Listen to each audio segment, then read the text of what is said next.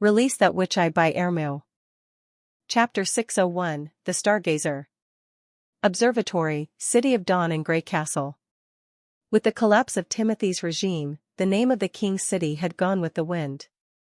Astrologer of Dispersion Star had expected turbulence after that, but out of his expectation, the order of the city did not change a lot. People still moved through their daily routines. Farmers tilled their land in the suburbs, stonemasons worked on repairing the damaged city wall, and blacksmiths banged over the armors in the store. The patrol team continued to play the cat-and-mouse game with the refugees in Black Street. It still seemed to be one of the most prosperous cities in the kingdom. There were also some inevitable changes. For example, everyday people left the king's city to find new chances in the western region. The alchemist workshop in the king's city, the old rival of the Astrology Association, even moved out from City of Dawn. Some nobles, who had remained unknown to the public before, appeared within the palace, now scrambling for the land and power left by the former noble families. As for the sages, they were completely forgotten.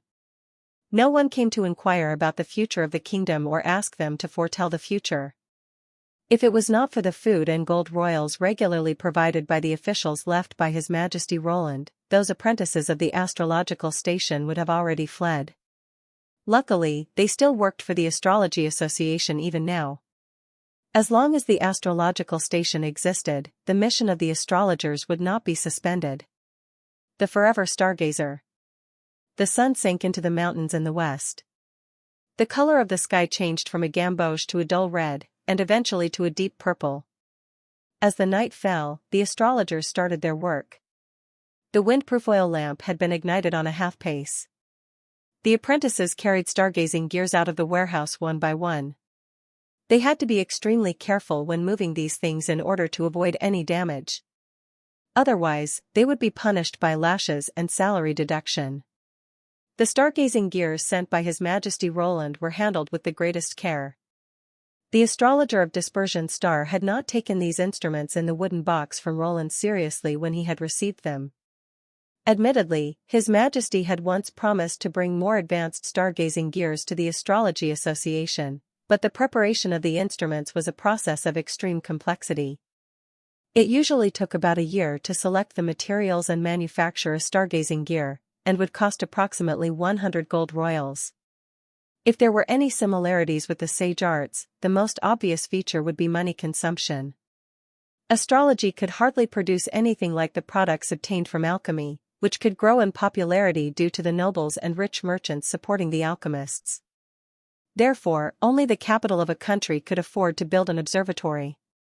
Based on what he knew, Border Town had still been a shabby, poor place only 2 years ago.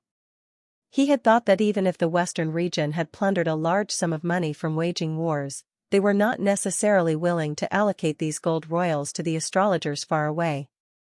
However, Astrologer of Dispersion Star had been stunned the moment he had opened the wooden box. He had never seen such a tool for observing stars. Different from the bamboo-shaped instrument used by the Astrology Association, its metal cylinder was the size of a bucket. The glass mirror embedded was bright enough to reflect the image of the people. No trace of scratches could be found on it, no matter how close one got to see. The active gear of the stargazing gear was an ingenious design. It was merely a thumb-sized rotary knob at the tail end and was very convenient to use. As long as you pinched it and rotated gently, the distance between the lens could be corrected, and there was no need to lock it after the adjustment. His Majesty Roland gave him 3 batches of new-style stargazing gears, 6 instruments in total. The king had given them a simple name: astronomical telescope. Dispersion Star did not want to give an eye to his original old-fashioned instrument after he used the astronomical telescope. The rest of 5 telescopes were naturally handed over to the 5 most experienced astrologers in the astrological station. "Master, all of the stargazing gears are in their places," Yun, the chief disciple, reported. "Have you finished the division of the constellation?" "Yes." Astrologer of Bright Sky Star, who is responsible for the North 1 area, is ill today, and Astrologer of Void Star will take his place. He glimpsed at the log book in his hand and said, "Then light the flame, we shall start to observe star." The chief astrologer ordered. "Yes." The fire blazed out from the brazier in the center of the astrological station, which symbolized the brightest phosphorus in the night sky. The whole half-pace was strictly arranged in accordance with the star image, and the astrologers stood around the brazier, like the companion stars of the phosphorus. By doing so, they seemed to be a part of the starry sky. Apart from the invaluable stargazing gears, cultivating qualified astrologers also required a long time. Their eyes were the only thing which they could depend on to do their job well. Therefore, one of the prerequisites to be a qualified astrologer was to protect their own eyes.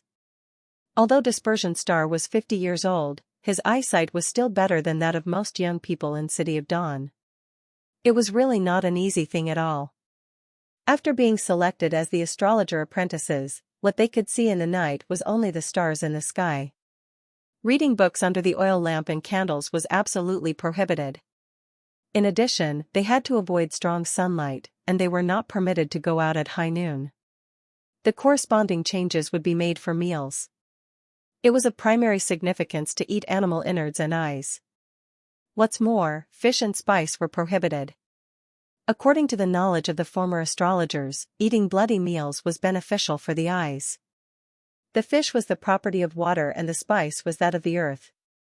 The former would damage the element of fire and the blood flow while the latter would induce blindness. Dispersion Star had stuck to those dietary requirements for more than 40 years. He believed that the span of an eye's life was limited.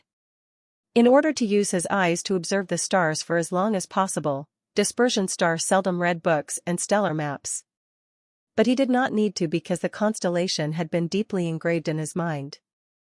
Astrologer of Dispersion Star directed his eyes to the telescopic sight, which was like a tiny pipe, standing behind the tail of the stout barrel.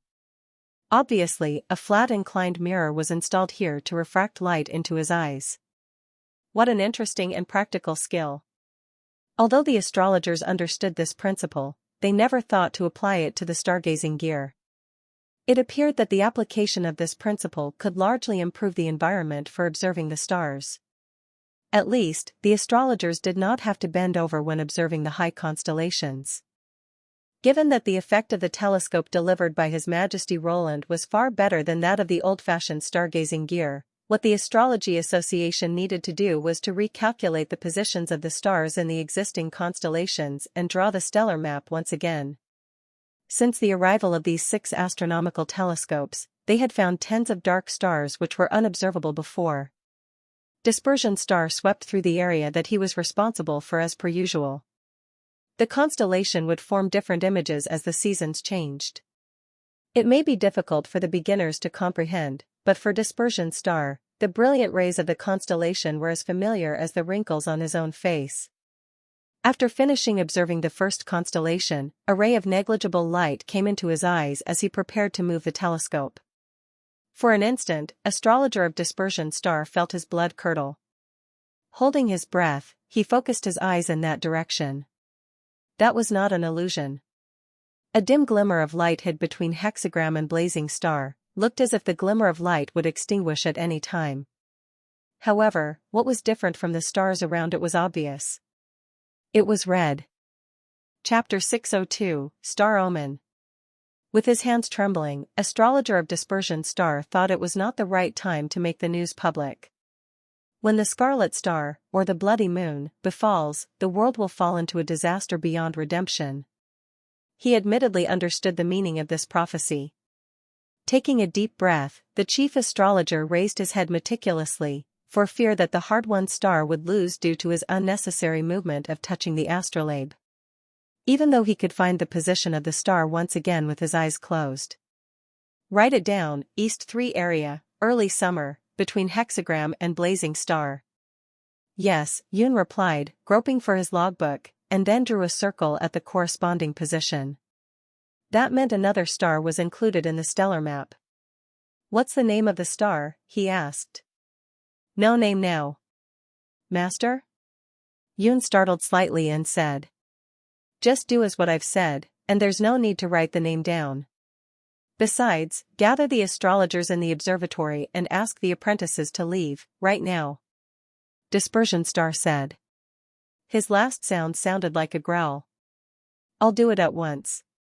Shocked by the growl of Dispersion Star, Yun ran to summon the other astrologers. May the deities in the heaven bless us, Dispersion Star thought. Soon, all the astrologers flocked together around the chief astrologer. They seemed to realize something from his solemn look. The rumor about Star of Extinction was not a secret among the astrologers anymore since Roland had paid his visit to the Astrology Association. The young king had even suggested the chief astrologer show the patrimonial gold plaque to other astrologers, as it could enable them to feel responsibility and honor in their jobs and would encourage them to focus more on observing the stars. At that time, Dispersion Star somehow had felt that His Majesty had made light of the doomsday. Chief Astrologer. Do you? I found a scarlet star, Dispersion Star nodded and said. The astrologers all gasped out upon these words. But I'm not sure whether it's a light spot or just an illusion. Such a phenomenon is common in star observation, so, Dispersion Star waved his hands and said. So you need us to recheck, Void Star said. That's right, Dispersion Star nodded and said, and let's start with you. An hour later, 8 astrologers completed the star's observation. To rule out the instrument problem, twice changes in telescopes and the one-time change in the old-fashioned astrolabe were made. All the astrologers had got a clear look at the dim light no matter which telescope was used, except the old-fashioned astrolabe. Maybe a blurred vision or an illusion would occur to one people, but it was impossible that 8 astrologers were all in blurred vision. The astrologer of Rose Star, one of the 8 astrologers, whose eyesight was the most excellent, even claimed she had caught the sight of star profile. There was no doubt about the existence of the scarlet star. Subsequently, a moment of unusual silence pervaded in the astrological station. Was it the blessing or the punishment of the deities?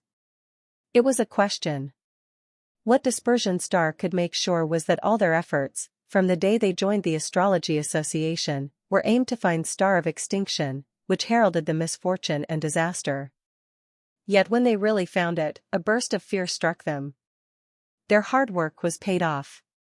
To know beforehand about the disaster could save tens of thousands of lives. It was the moment that the Astrology Association had totally outmatched the alchemist workshop.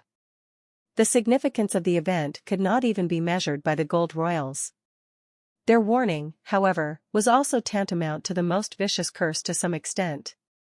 Doomsday prediction would be a profound responsibility for those astrologers.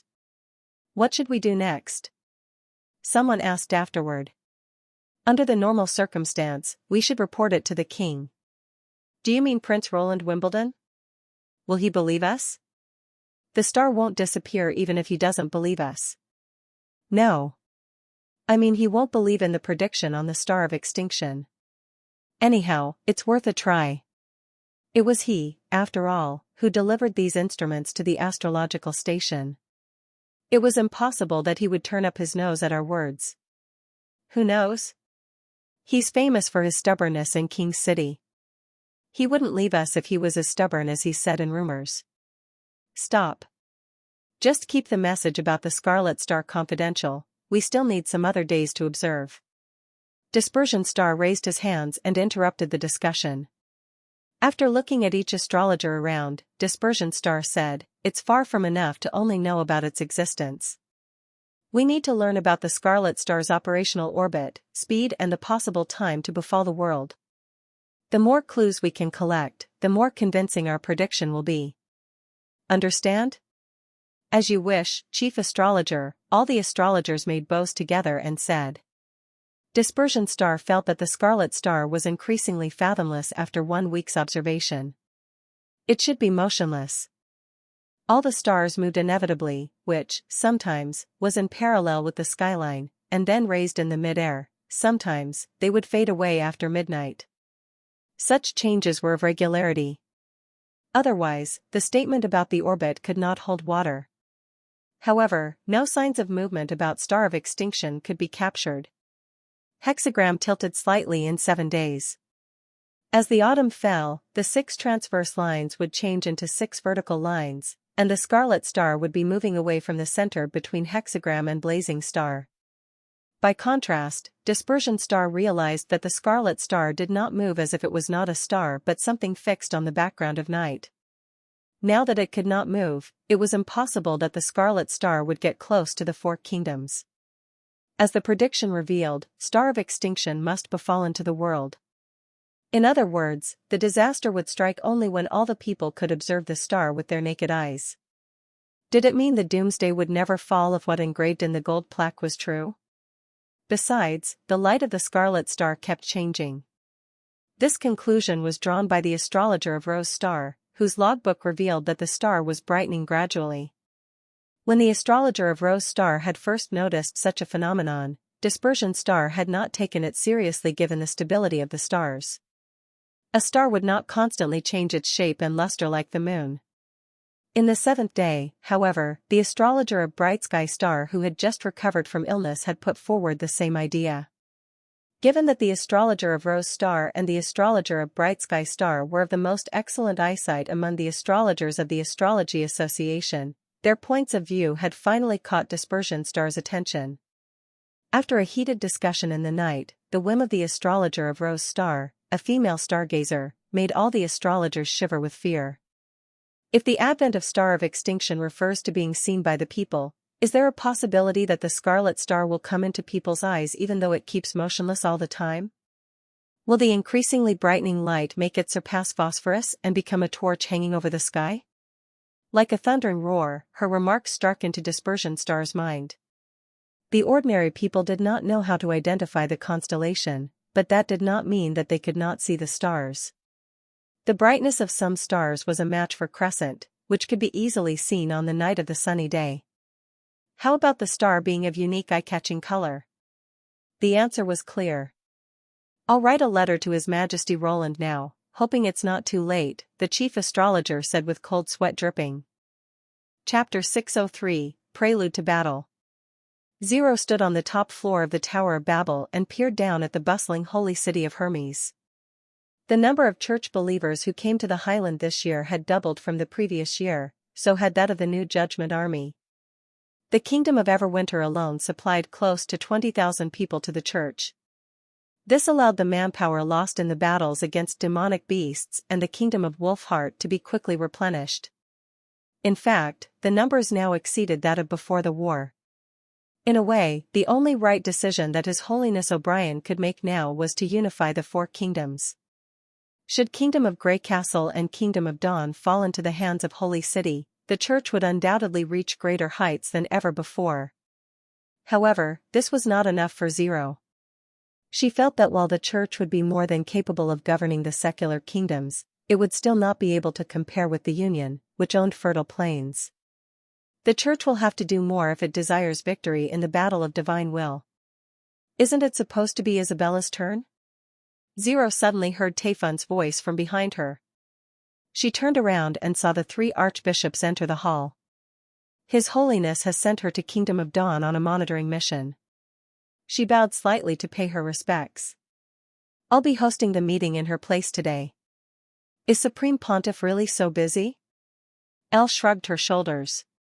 No time to see us even? Be careful with your attitude, Elle. Solidal frowned. His Holiness has his own plans. You have no right to question him. I wasn't being serious. Considering his position, he's indeed very busy. Tayfun laughed. When His Holiness O'Brien was still around, I often heard Mayne and Heather complain like this too. Indeed so. Zero beckoned to the three archbishops to follow her.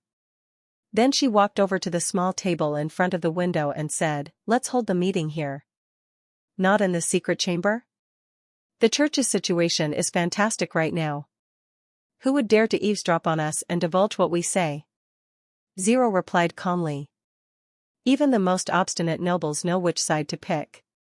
But there will always be people who like to go against the flow. Although Tayfun did not really approve her explanation, he did not insist on going to the secret chamber. Neither did the other two seem to mind. Are you referring to the fourth prince of Grey Castle? Who else could I be talking about? The old man sat down, drank a mouthful of tea, and grumbled on. Our attempts to surround the western region have failed. Not only the pure witches but also the priests have all come to run back to Hermes. This is utterly absurd. It was His Holiness who allowed them to return, Zero explained assuredly. You mean Maine? Taifun was surprised. When one step is slow, the other steps will be slow too. She nodded. Ever since Silverstrip was killed at Fallen Dragon Ridge, we've fallen behind Roland Wimbledon. As we only received the news 3 months after it happened, it was obvious that it would be too late to send out reinforcements. So, there's no need to blame the pure witches. If they remained in Grey Castle, they would have easily been targeted by Roland. Is there really no need to punish them? I would have liked to take this opportunity to hone Emma's temper. Soli raised his eyebrows. She's always questioning my orders. That means your orders have a lot of errors and contradictions for sure. Elle quipped. We all know that it's very difficult for a judgment warrior to use his brain. Before Soli had the chance to retort, Zero quickly chimed in. It would be beneficial for you to listen to her questions. As for how you discipline your pure, I shan't comment as long as you don't be too harsh on her. Every pure witch is a precious asset of the church. Yes, Lady Zero.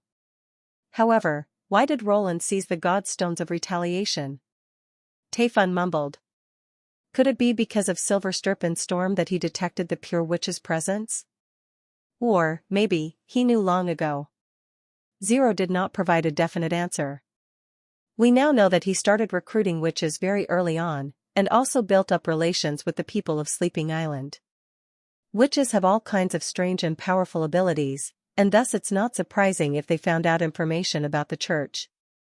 After seizing such a large amount of God's stones, there's no sign of him putting them up for sale.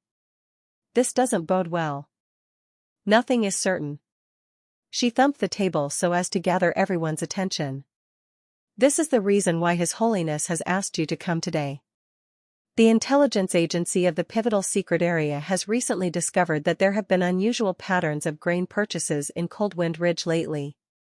Furthermore, the number of ships passing through the north of Redwater City is unprecedented. It's reported that at least 1 or 2 ships are sighted every day. Yet, our lookout in Silver City has not seen these ships sailing towards King City or San Juan River. The 3 archbishops looked at each other in puzzlement. Where did those ships go? The 3 of you have been busy reclaiming the war supplies deployed at Kingdom of Dawn. Hence it's perfectly normal if you haven't been paying attention to the situation in Kingdom of Grey Castle, Zero said plainly. After eliminating the east and west sides, there's only one place they can go, Deep Valley Town in the northern region. That place has the only tributary connected to Redwater River. It's also the nearest town to Coldwind Ridge in the north of Kingdom of Grey Castle. By tapping on the Queen of Clearwater's memory, she perfectly understood the distribution of cities and towns in Kingdom of Grey Castle. In other words, Roland Wimbledon is amassing his resources in the northern region. I don't have to tell you what he wants to do. None of the 3 archbishops were fools, and they quickly understood what Zero meant. However, understanding and believing were 2 different things. Wait a minute, do you really think Roland is intending to invade Hermes? It's not what I think. It's what the intelligence agency concluded from its analysis, and His Holiness has agreed with this conjecture. It's understandable that Roland is feeling confident after his victory in King City and thinks he can do the same in Hermes. While it's true that his snow power weapons are far superior to Timothy's weapons, we aren't ill-prepared. That's why His Holiness has permitted the church's personnel in Kingdom of Grey Castle to retreat temporarily. Zero shrugged her shoulders. The nobles there are completely unable to prevent him from clearing out all of the churches in his territory now that he's ready to publicly declare us his enemy. He's mad. Soli muttered under his breath. The entire Wimbledon family is a bunch of lunatics. Elle swallowed her saliva. Garcia was like that, now Roland's like that.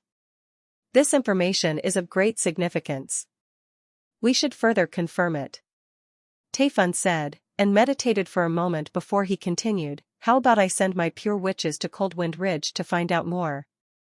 There's no need for that. Zero shot down his suggestion.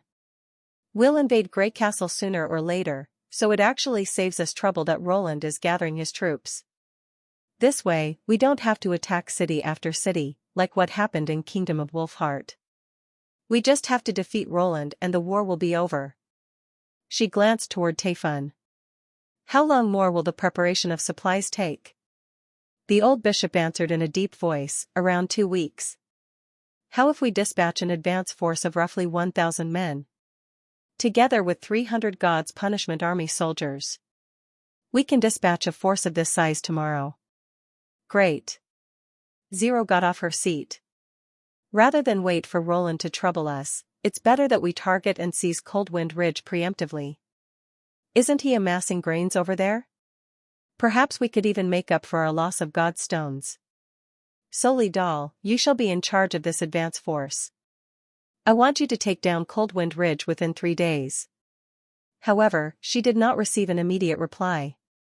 The 3 archbishops seemed to ponder for a moment before Taifun asked, "Is this your idea or His Holiness Main's?" Zero suddenly felt a surge of anger well up in her heart. These idiots. As the true heir recognized by O'Brien, and the legitimate successor of the Union, she felt insulted to be doubted by a few mortals. She did her best to suppress her anger and pretended to be unconcerned. Laughing, she replied, "Of course it's His Holiness' decision. You may ask him personally if you have any questions. But, there's a lot of work to be done in the pivotal secret area. Unless there's something truly important, it's best that you don't disturb his work there." "Yes, we humbly abide by His Holiness' wishes." The 3 archbishops placed their hands on their hearts and declared. Chapter 604, Anna's Determination. Lightning flew into the castle's office and passed the last bird's-eye view map of the snow mountain to Roland. "You've worked hard." Roland caressed the young girl's forehead. "Do you have any new discoveries?" There was only snow and more snow. She closed her eyes and enjoyed the feeling. "Don't talk about demons and beasts, I didn't even see any large animals." "Is that so?" "Looks like I imagined too much." Roland took out the previous maps and examined them together thoroughly, although they were only drawn in sketch form, and were not as detailed and accurate as Soraya's photographs. He could at least make out a full view of the snow mountain. The body of the mountain was extremely large, and its height was approximately 4,000 meters. Standing on the mountaintop, one could clearly see the sea of clouds. The mountain peak was not as steep and sharp as Roland expected. Instead, it was a vast and flat area, and the middle portion was slightly concave, like a huge volcanic crater. The only difference was that the concave portion was filled with a frozen lake, whose entire surface resembled a spotless mirror. According to Lightning, she could see flowing water beneath the thick layers of ice. "What did you imagine there would be at the peak?" "Ruins, blackstone pagodas, remains of a town, these won't be surprising." Roland laughed. "I find it more surprising that it's completely bare." He pointed at the newly drawn map. "Is this the source of Redwater River?" "Yes." Lightning turned her head and took one look at the map. "It's within the clouds. If it wasn't for the sound of rushing water, I wouldn't have noticed it. There are many cracks on the mountain's body, some of which are amazingly large. Their widths could be 200 to 300 meters long. When near, the sound of falling water is comparable to that of thunder." "Did you attempt to enter these cracks?" Be honest." "I did try, but I couldn't." The young girl pouted her mouth. The cracks were surely big enough, and their heights were sufficient to accommodate half a castle. The problem was that the mist created by the rapids was too dense and thus I couldn't see anything. It was also accompanied by strong winds which pushed me back very quickly. Don't try something so dangerous in the future. Roland glowered at her. Do you remember what you promised me? I promised to ask for your permission before doing any kind of exploration. Lightning drooped her head low. That's right. I'll forego the homework punishment this time. Go play with Maggie. How about the snow mountain? We'll halt the work for now. He stacked the maps neatly and kept them in a drawer.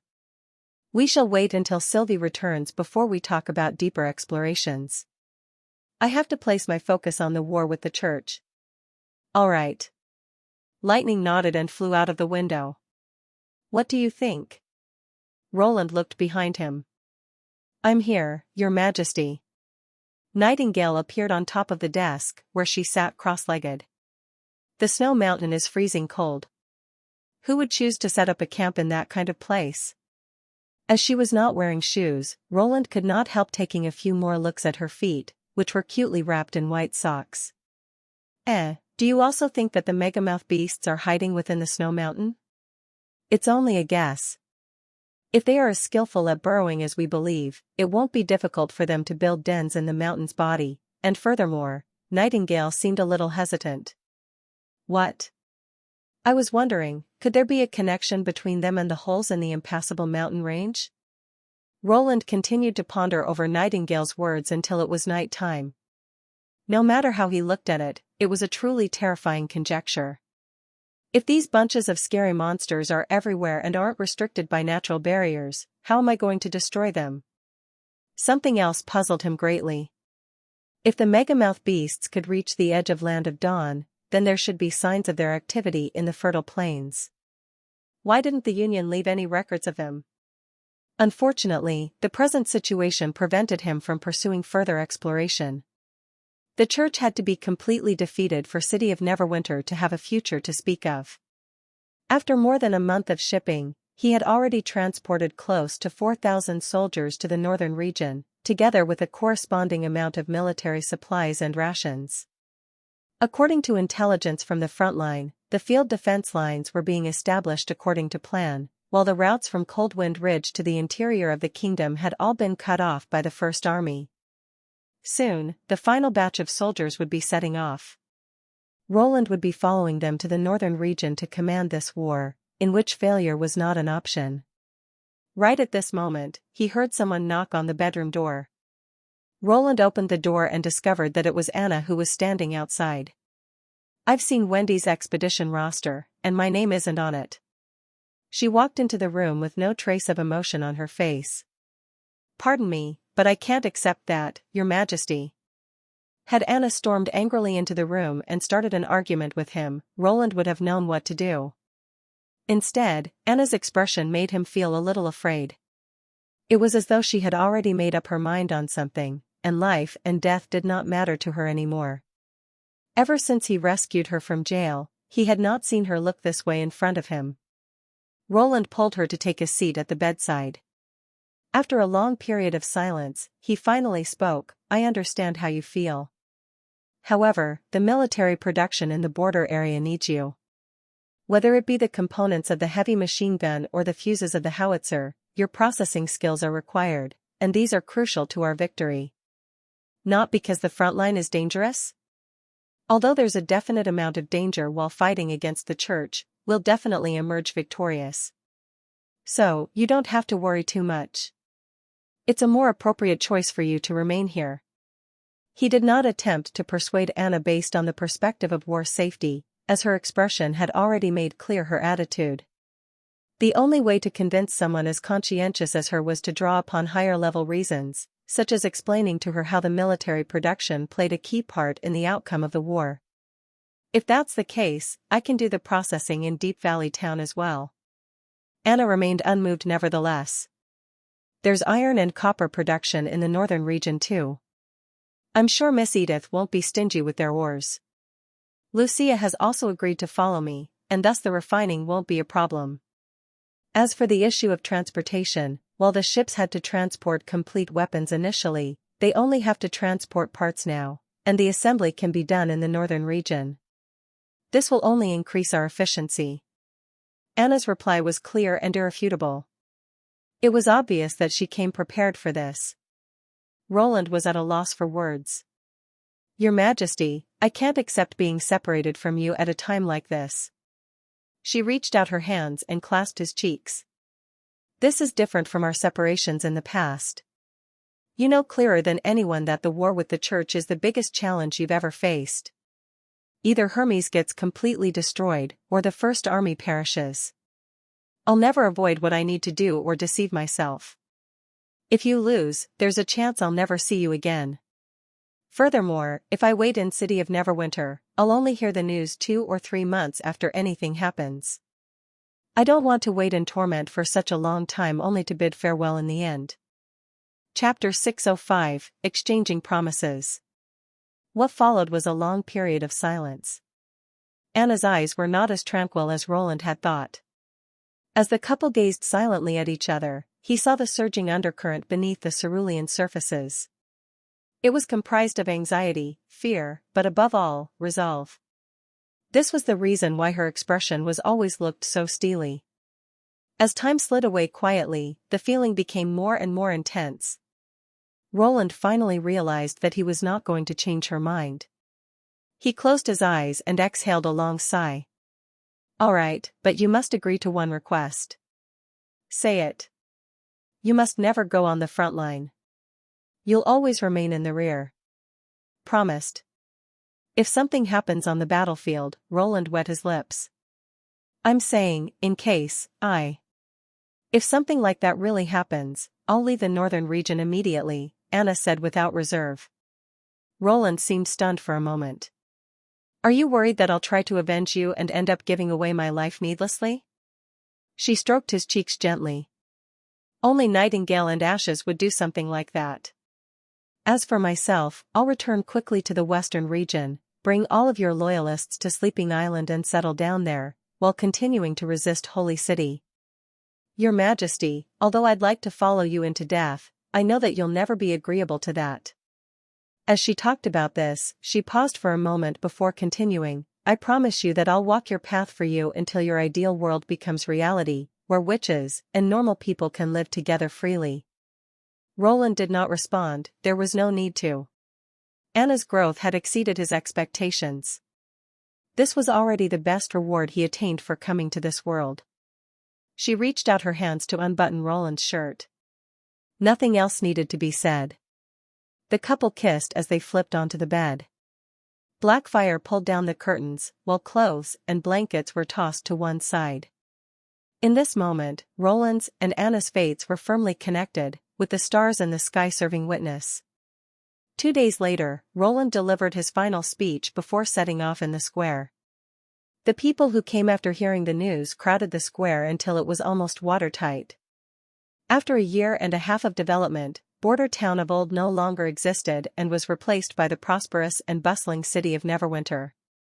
This had brought about massive changes to the lives of the people. This also meant that Roland's reputation and popularity scaled to unprecedented heights. Good morning, my subjects.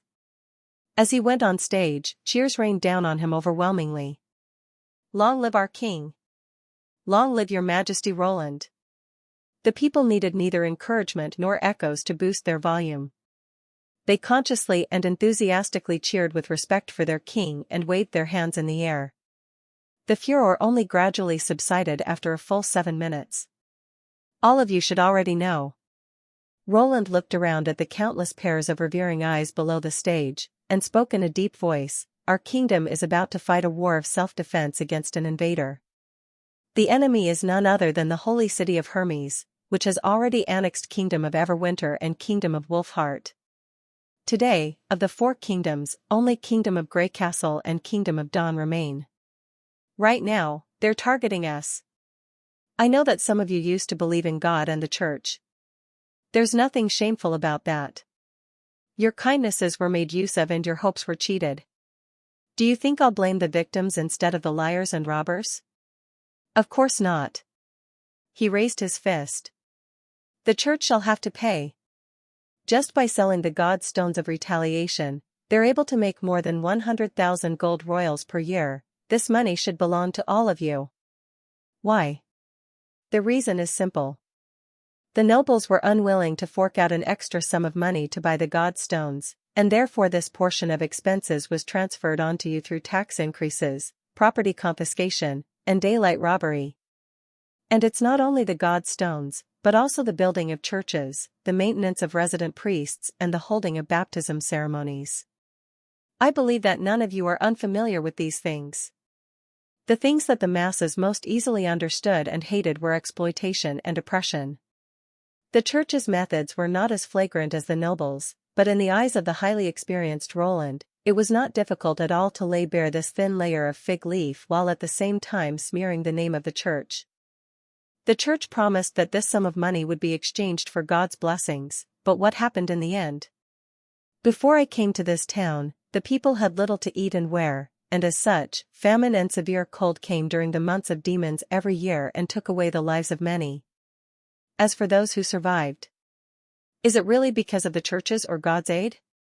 No, they did nothing. Roland raised his voice a notch. The only thing they're interested in is sucking your blood dry. The natives saw these things happening with their own eyes, while most of the refugees from other cities had similar experiences. The square erupted into an angry uproar as everyone attributed all of their past sufferings to the church. So, I'll never surrender, and more importantly, I won't lose to these bloodsuckers. Roland waved his fist in the air and declared loudly. The First Army will pulverize them so that nobody will dare to rob my subjects ever again. You won't ever have to worry about paying money to build churches or to atone for your sins. These *T taxes won't exist in the new kingdom of Grey Castle. Facts have proven that without the presence of the church, City of Neverwinter will become an even better place, and so will the other cities. Everything that you have has been created by your own hands and your spirit, not those illusory things. That's why I have repeatedly emphasized the glory of labor. Only labor can create wealth, and you people are the most glorious of laborers. You should be proud of this. Without you, there won't be today's prosperous City of Neverwinter. He pressed his hands down as a gesture for the subjects to pause their cheers. The First Army has set off for the northern region, and they'll be fighting against the church. If we're defeated, we'll lose everything that we own and return back to the impoverished times of old. Tell me, are you willing to return to the past? The answers he received were self-evident. No, Your Majesty, we'll fight the church until the end. Kill all of them. Chase them out of our kingdom. I'll protect Your Majesty with my life. There were all kinds of responses, but their expressions were impressively identical. They were willing and ready to defend everything that they had that was hard-earned. Well said. I don't need you to engage the enemy in battle. That's the responsibility of the First Army.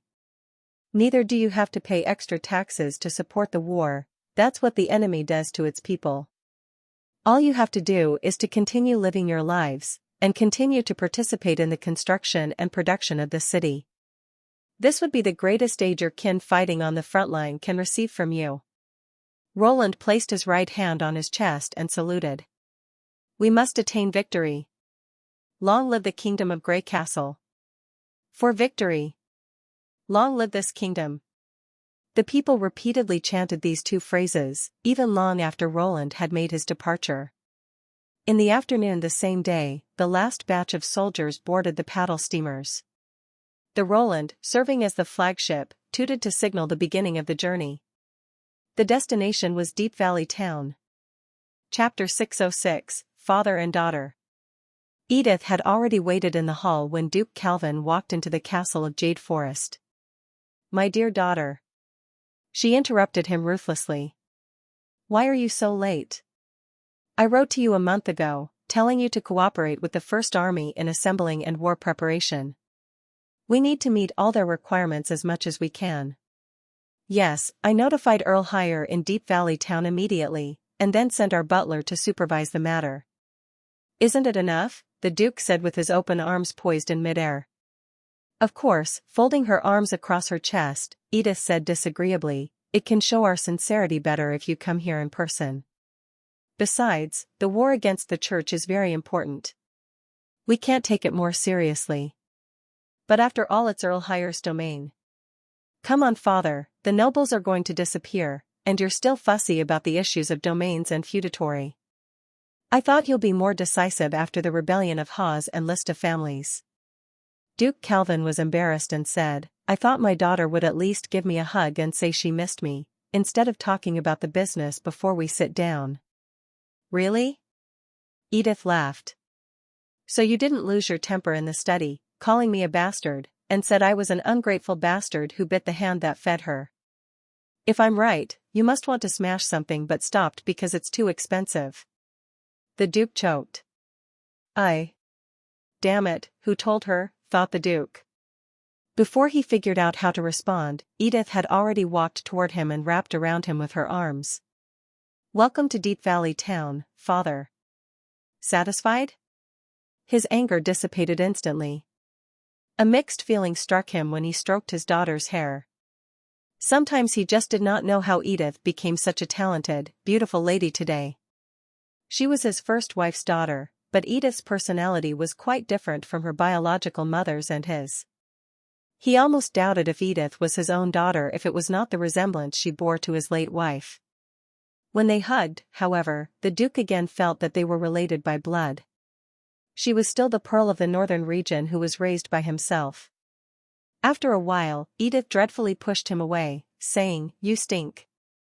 I suggest you should go to get a shower first. I bring some scented soaps from City of Neverwinter. Try one. It's better than Cash's." "There's no hurry about that." Calvin looked around. "Right, where's Earl Hire? Why didn't he greet me in the hall?" "I told him to go back to his mansion in the suburb." "What?" The Duke looked at his daughter in shock. Edith shrugged and said, "He cares nothing about His Majesty's will or your orders. If I didn't arrive there in time, he might have pissed the advanced troops off. Not everyone can see clearly their present situation. Some of them may not even have the nerve to open their eyes or minds. For them, I won't waste a second. The wiser option is to drive him away." "But he just handed over the castle and towns obediently?" "Of course not, but I have the First Army." She smiled. "And it conquered King's City in one day, so what do you think a dozen of knights can do about them?" "I don't know whether it's an illusion or not, Edith has changed a lot in the last 2 months. Her smile is more sincere, not the kind of the noble's fake smile which she puts on in public. And there's a glow in her eyes, which I haven't seen it for many years since she grew up," Calvin thought. He realized that she loved her life now. At least she was happier here than in the northern region. The change made him a little envious, accompanied with complicated feelings. Maybe just like what his daughter had said, they did lose some of their rights after being deprived of their status as nobles, but it also freed them from their territories. Now there was a great future in front of her. She could go to places other than the northern region and experience a different life. After returning to the study, Calvin drank up 2 cups of black tea and let out his breath. "So now we should stay here and wait for His Majesty?" Edith opened her notebook and said, "Not exactly, there's a lot we need to do.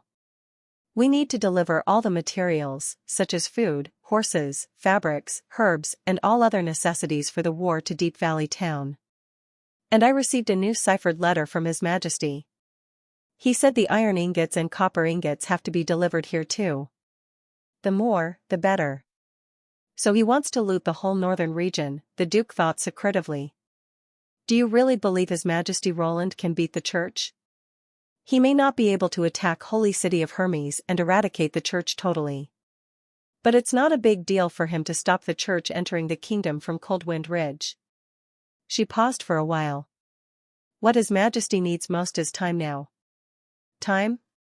You haven't seen his factory, so you don't understand how powerful City of Neverwinter is." Edith looked at her father and said, "And no matter who you are, a knight, a mercenary, the Judgment Army or a fervent believer, everybody shows no difference in front of bullets.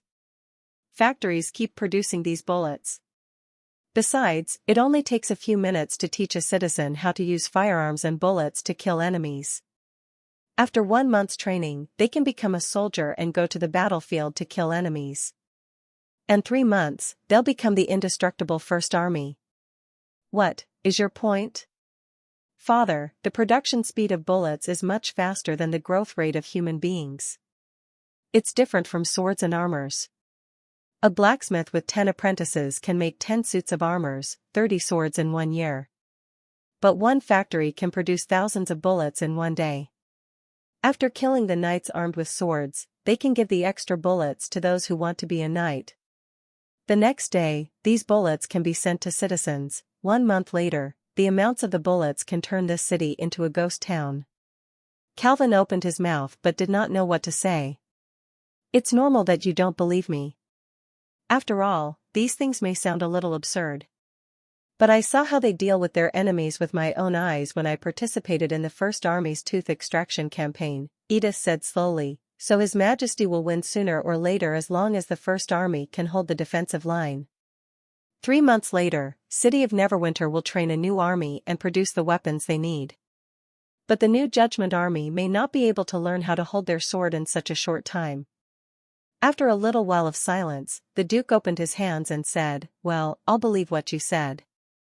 But why do you not reply to my letters if you have such a good view towards His Majesty?" "I mean, to marry him."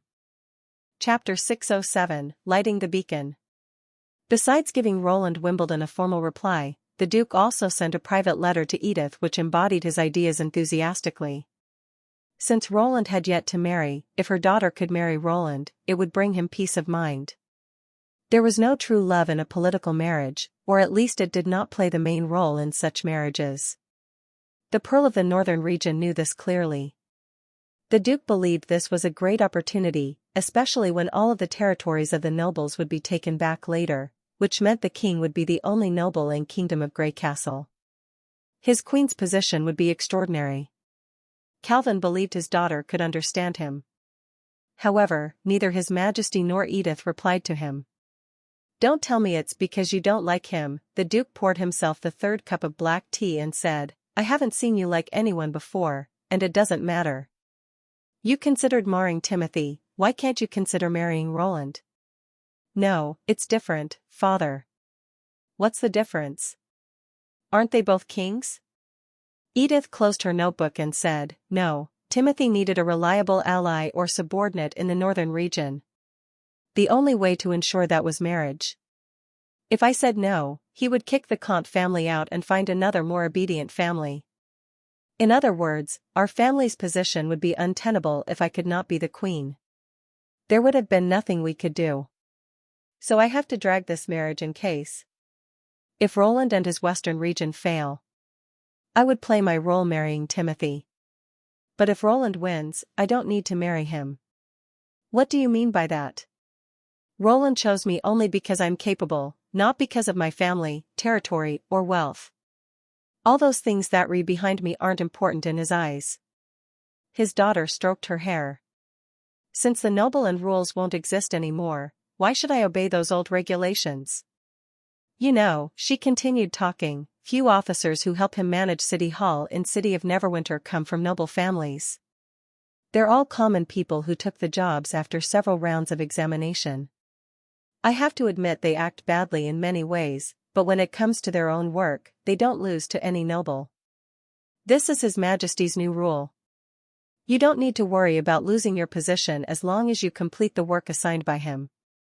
So you should get rid of the old rules as soon as possible, and get used to the new policy which is issued by City Hall so as that you won't hold me back. Even so, you could still be the queen. It's harmless to you."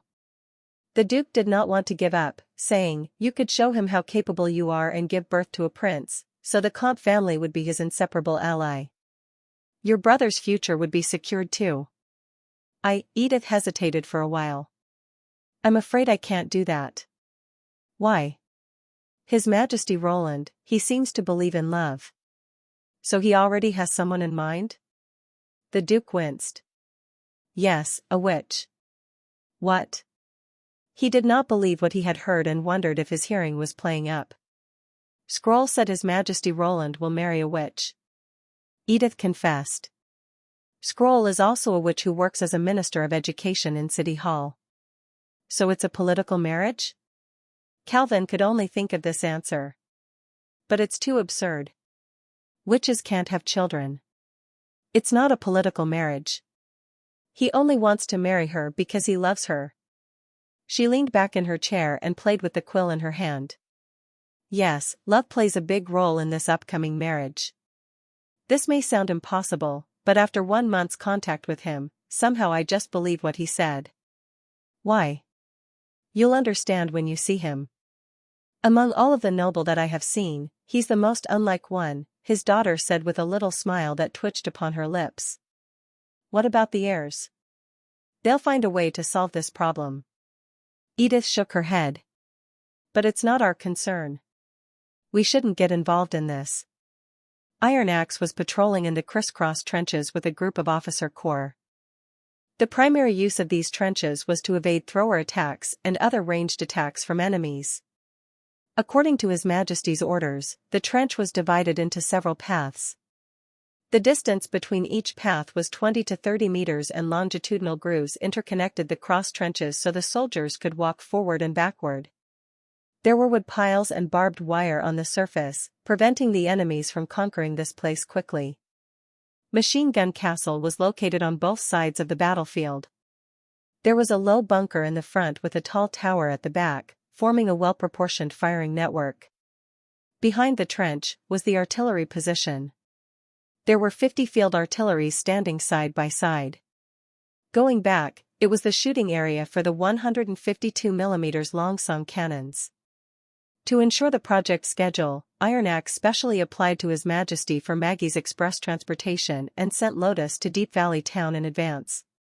Just seeing the layout of the battlefield, the First Army's commander Iron Axe felt victory was in sight. This group of people walked to the end of the battlefield, gazing out over the tan-colored mountains far away. This place was located at the foot of the impassable mountain range's Big Gap, which was also the only way to go down the mountain. They could see the steep impassable mountain range less than 1 meter ahead. Coldwind Ridge just stood on the hillside. Its strategic significance, same as Border Town, was to supervise Hermes. Once the signal fire was lit in the town, many of the villages in the northern region and the nearest Deep Valley town would see the warning.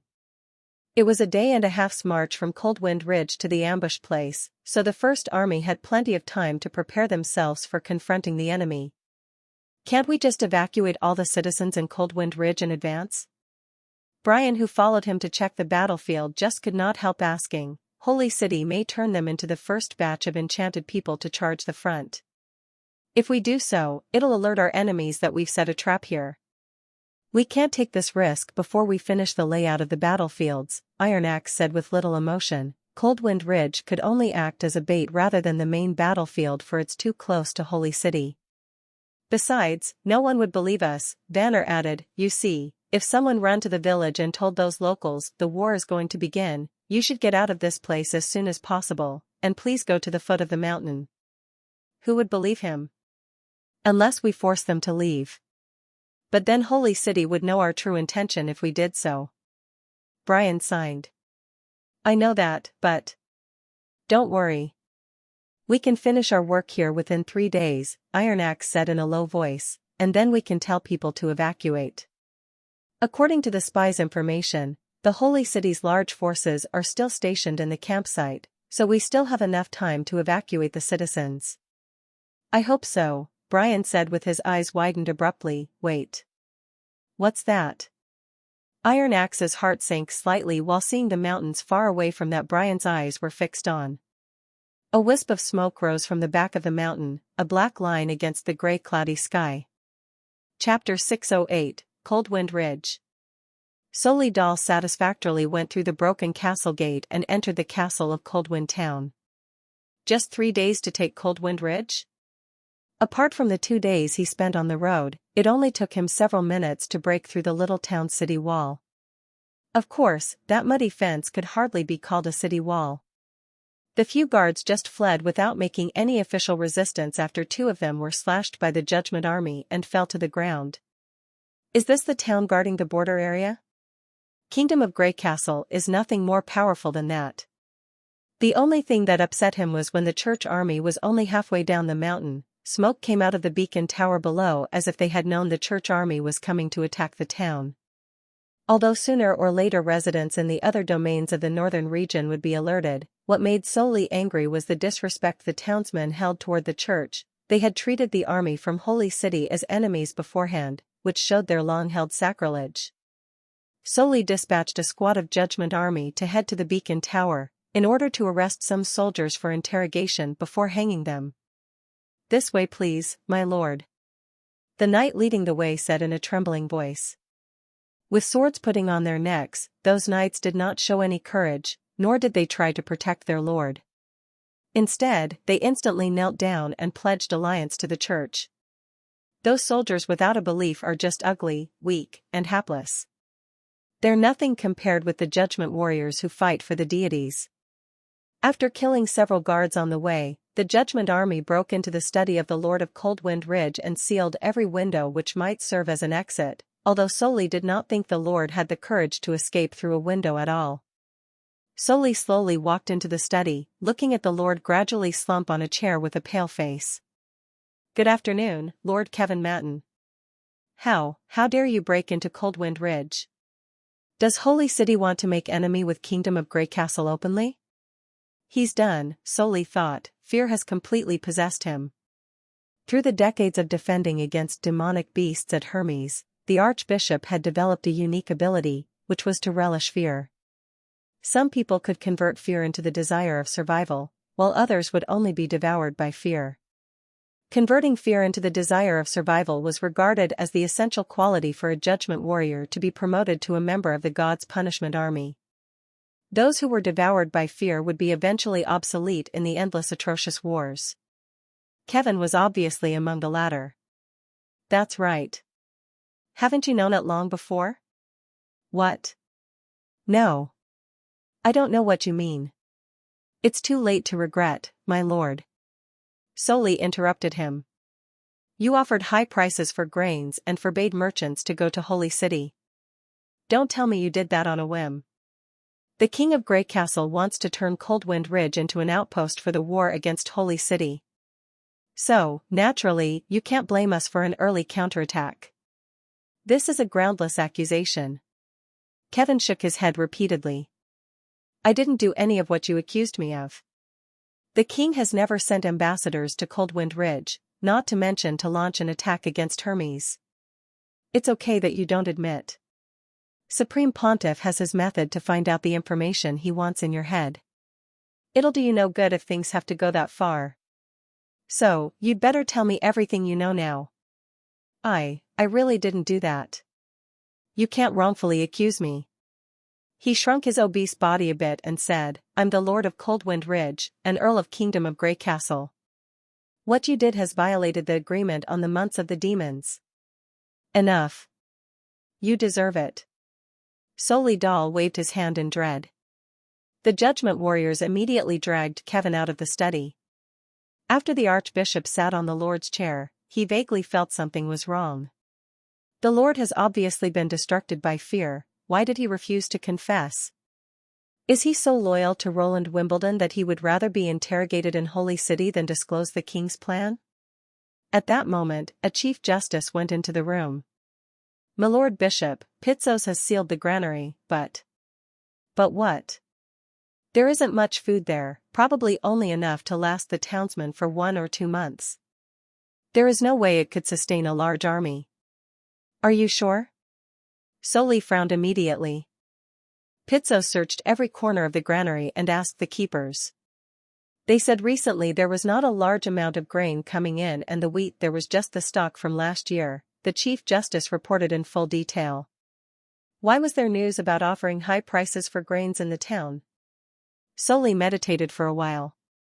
"Go ask the merchants." "Yes."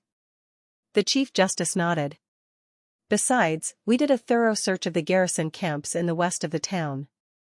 Most of the rooms there are empty.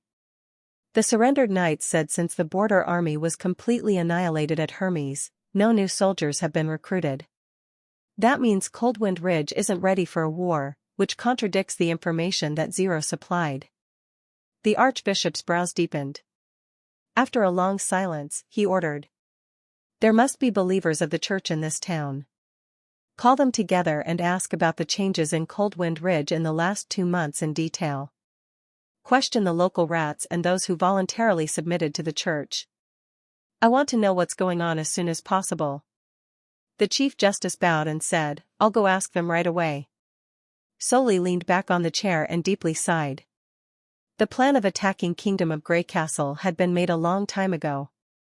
The process and the result did not matter, but yet he did not like any accidents. What went wrong? The next day, the Chief Justice put a report on the Archbishop's desk, which was full of information he collected. Soli opened it and went through the testimonies on the first page. 2 local merchants offered high prices for grains. Did they hoard wheat as much as 5,000 pecks? That's only the two merchants' testimony, the Chief Justice said in a low voice. After getting the information, I searched their houses right away. I did find a large quantity of grain, but it sufficed to requirement of only one person. In their basements, there are merely 100 pecks of grain in total. Besides, there was no one in their houses. I guess all fled after they saw the beacon fire. Do you mean collusion? Soli immediately got what he meant. Yes, my lord. Only when they collude with the peddlers outside the town, pretend to sell grains to those peddlers, then secretly transport the grains back, could they create such a false image. Where do these peddlers come from? From all the other towns in the northern region, such as Deep Valley Town, City of Evernight, Wuthering Castle. The purchase at high prices started a month ago. At first, not many people paid attention to it. Later on, the trade volume increased so much that it drew merchants' attention. We've put all the peddlers in the town into custody, but failed to find those who were in charge of transporting the grains. If they're in collusion, there is a small chance of capturing them. Yet, what did they do this for? Just to draw the attention of Holy City to make Supreme Pontiff attack at an earlier date? Soli skipped to the last few pages of the report, and then a piece of information caught his eyes. Are the patrollers on the beacon tower dead? Chapter 609, Entering the Battlefield. All three died in a shack at the foot of the beacon tower, the Chief Justice nodded and said, and the guards on the beacon tower take their shifts once a week. So when they were found dead, their bodies had become stinky. All right. It seems it was not them that kindled the beacon, but some others. Soli punched the desk angrily, and then burst into laughter. Are they deliberately teasing us or provoking Holy City to wage a war? The specific reason is not clear. But my lord, one rat's testimony is interesting. The Chief Justice pointed to the report. I deliberately wrote it on the last page. Soli turned the report to the last page and hastily skimmed through it. 2 weeks ago, people set a barrier on the road beneath Coldwind Ridge, forbidding anyone to go to the impassable mountain range, but allowing people to leave there? Exactly. The rat had planned to take his chance in Deep Valley Town, but he saw some merchants who should have headed for Hermes were stopped by soldiers. It seems the Lord really didn't do this, Soli thought. Wait a moment, 2 weeks ago? When was the last time the group of peddlers who sold grain appeared? 3 days ago. The Archbishop's face instantly clouded over. That's to say, those peddlers were allowed to pass the impassable mountain range which was alleged to be inaccessible? The answer was clear as daylight. They're accomplices, the Chief Justice said, at least they look like so. How many were guarding the barrier? The rat only dared to take a quick glance from afar. He estimated there were several hundreds of them. As long as we spot their weak point, we're fine, Soli Dal stood up and said, order the Judgment Army to gather here right away. My lord, do you intend to go down the hill? The Chief Justice was surprised, but he quickly explained. Supreme Pontiff ordered us to station in Coldwind Ridge after seizing it, to ensure the road is clear and wait for the main army to come. If you want to inquire more about the situation, ask a small detachment to capture a few enemies for interrogation. That'll be sufficient. Not only will I catch a few of them for interrogation, but I'll also crush their barrier. This is the price they have to pay for making fun of Holy City. Soli waved hand impatiently. If we start off now, by the day after tomorrow I'll be able to see their heads overhung above the city gate. This won't affect the Holy City's attacking plan, so His Holiness won't blame us. But if this is a trap the enemy set. A trap? Soli glanced at him. I used to lead an army and attack Broken Tooth Castle of Kingdom of Wolfheart. It was a very tough battle. They took advantage of the geography and set up numerous traps. However, traps set up by commoners could only bring limited trouble to God's punishment army. So, what a trap set up in the open field at the foot of a mountain can do to us? Any attempt to ambush God's punishment army will be in vain. On the other hand, I kind of hope they have the courage to fight instead of fleeing. The archbishop paused, and then said, "Now you've understood it. Go and do what I ordered." "Yes, my lord." Looking at the back of the Chief Justice, Solidal sneered. "I'll never pardon these blasphemers. Is there a large troop taking off from Coldwind Ridge?" Iron Axe asked, looking at the fluffy pigeon which just flew into the tent. "Around 1,000 soldiers, Coo," Maggie said while flapping her wings, "and there are no vehicles shipping grains or a militia. They're all armored. Some of them are carrying big shields and short spears, Coo." "Big shields?" Iron Axe said in surprise. "How big are they?" Maggie looked at Iron Axe while tilting her head. "About the same size as yours, Coo." "I see. Well done." Iron Axe handed over the pigeon a piece of dried meat as usual, and then called for the guard who was standing outside of the door. "Ask Gun Battalion Commander Bryan and Artillery Battalion Commander Vanner to come to my tent for a meeting. The enemy is in action." After hearing the information provided by the witches, Bryan could not help frowning. How can they come so soon? It takes 2 to 3 days for His Majesty to reach Deep Valley Town. The Longsong cannons aren't in place yet. The church indeed reacted faster than we've expected, but whether His Majesty is here or not, we need to stick to our posts and never step back, Iron Axe calmly said, "and no matter what, the enemy mustn't cross our defensive line at the foot of the mountain." "Yes," Brain and Vanner said in unison. "Good. Here is my battle arrangement." Iron Axe licked his lips. "It'll take the enemy at least 1 day to arrive at the foot of the mountain, which gives us enough time to prepare. We have over 2,000 pieces of God's stones of retaliation. Assign them to as many soldiers as possible at the front rows. The machine gunners need more protection than anyone else, so they must wear God's stones too." He roughly explained the plan he'd been conceiving. "In addition, I'll arrange 10 good gunners and a machine gun team to protect Miss Sylvie. They'll follow Miss Sylvie's instructions based on her investigation of the scene to take care of the enemies who pose greater threats. Other soldiers will act in accordance with the instructions set out during the maneuver." "I have a question," Vanner said in hesitation. "In the enemy's team, can the soldiers carrying big shields be?" "They're most likely God's punishment army." Iron Axe nodded. "Judging from Miss Maggie's description, commoners won't be able to march carrying shields of such a size." "Can a bullet penetrate it?" asked Bryan. "We won't know it unless we try," Iron Axe answered without hesitation. "If a flintlock can't harm the enemy effectively, your people just try to stop the God's punishment army marching forward and leave them to the artillery to take care of." "Yes. Eventually you have to rely on the artillery to solve the problem," Vanner said smilingly. "Leave it to me, Your Excellency." 2 days later, Danny jumped into a trench in the early morning, holding his beloved rifle. According to the instructions yesterday, he quickly came to his spot, the right wing of a trench in the center of the battlefield. The shrubs and bushes in the surrounding areas had all been cut, leaving an open space for him to overview the entire battlefield and aim precisely. Danny picked up a few stones from the ground, created a small rack on the side of the trench, put his rifle on the rack, and aimed at the front. Through the sights, Danny saw dew suspending on leaves above the ground, a spider clinging to a wire fence, a red clay road full of horseshoe prints, and the impassable mountain range at a distance. An excellent sniping position. He opened the bolt, pushed the first bullet into the chamber, and waited for enemies to appear. As a hunter, Danny had always been patient.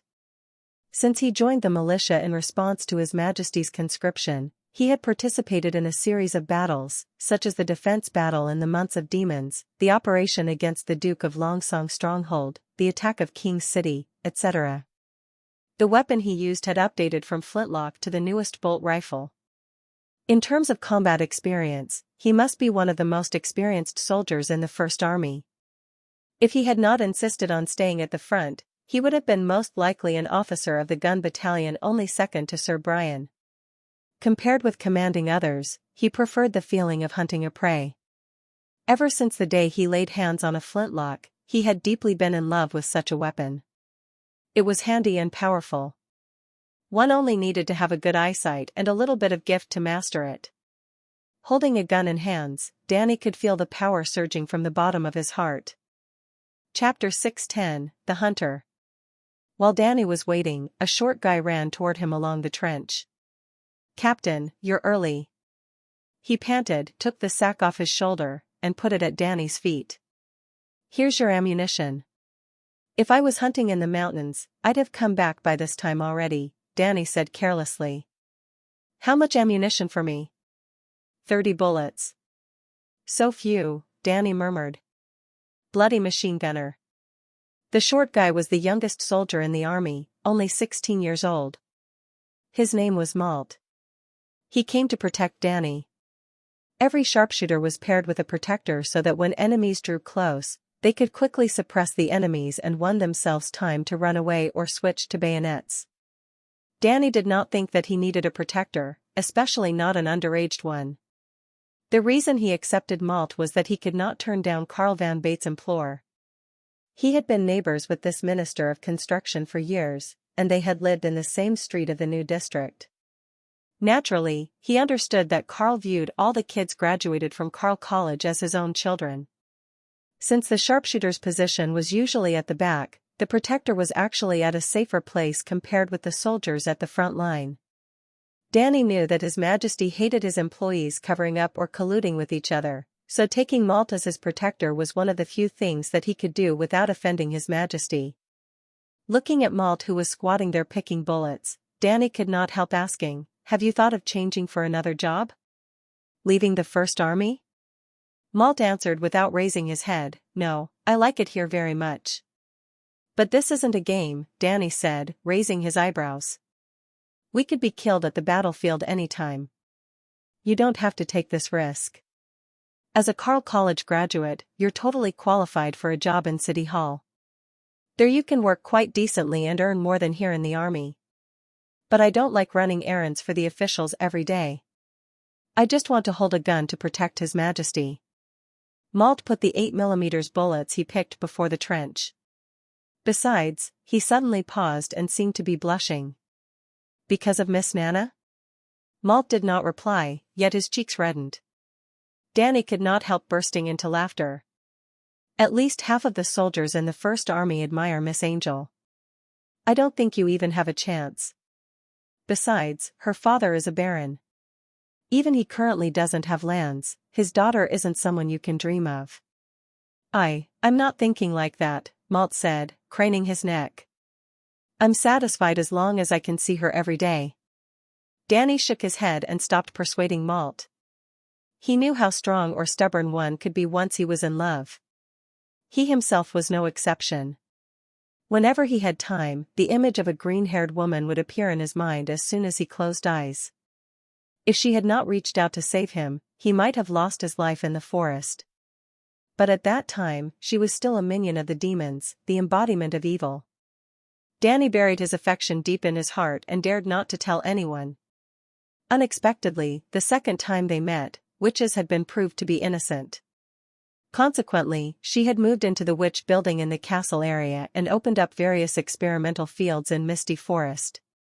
He could not enter the castle area as he wished, so whenever he was on a vacation, he would always pick up his bow to hunt in Misty Forest. He even decided that when he no longer served as a soldier, he would apply to the City Hall for the forest ranger job and take Misty Forest as his new home. Woo! Woo! At that moment, he heard the blare of the horns. It signaled the arrival of enemies. Danny stopped his wandering thoughts and fixed his gun holder. No matter what, he was still a warrior at the moment. He should fight to protect His Majesty and overthrow the church who was hunting witches. As the sun rose above his head, a troop with shimmering armors appeared at the foot of the mountain. In order to siege the only road leading to the mountain, their defensive line was less than 1 kilometer away from Hermes. The moment the enemies went off the mountain, they had stepped into the First Army's cannon's shooting range.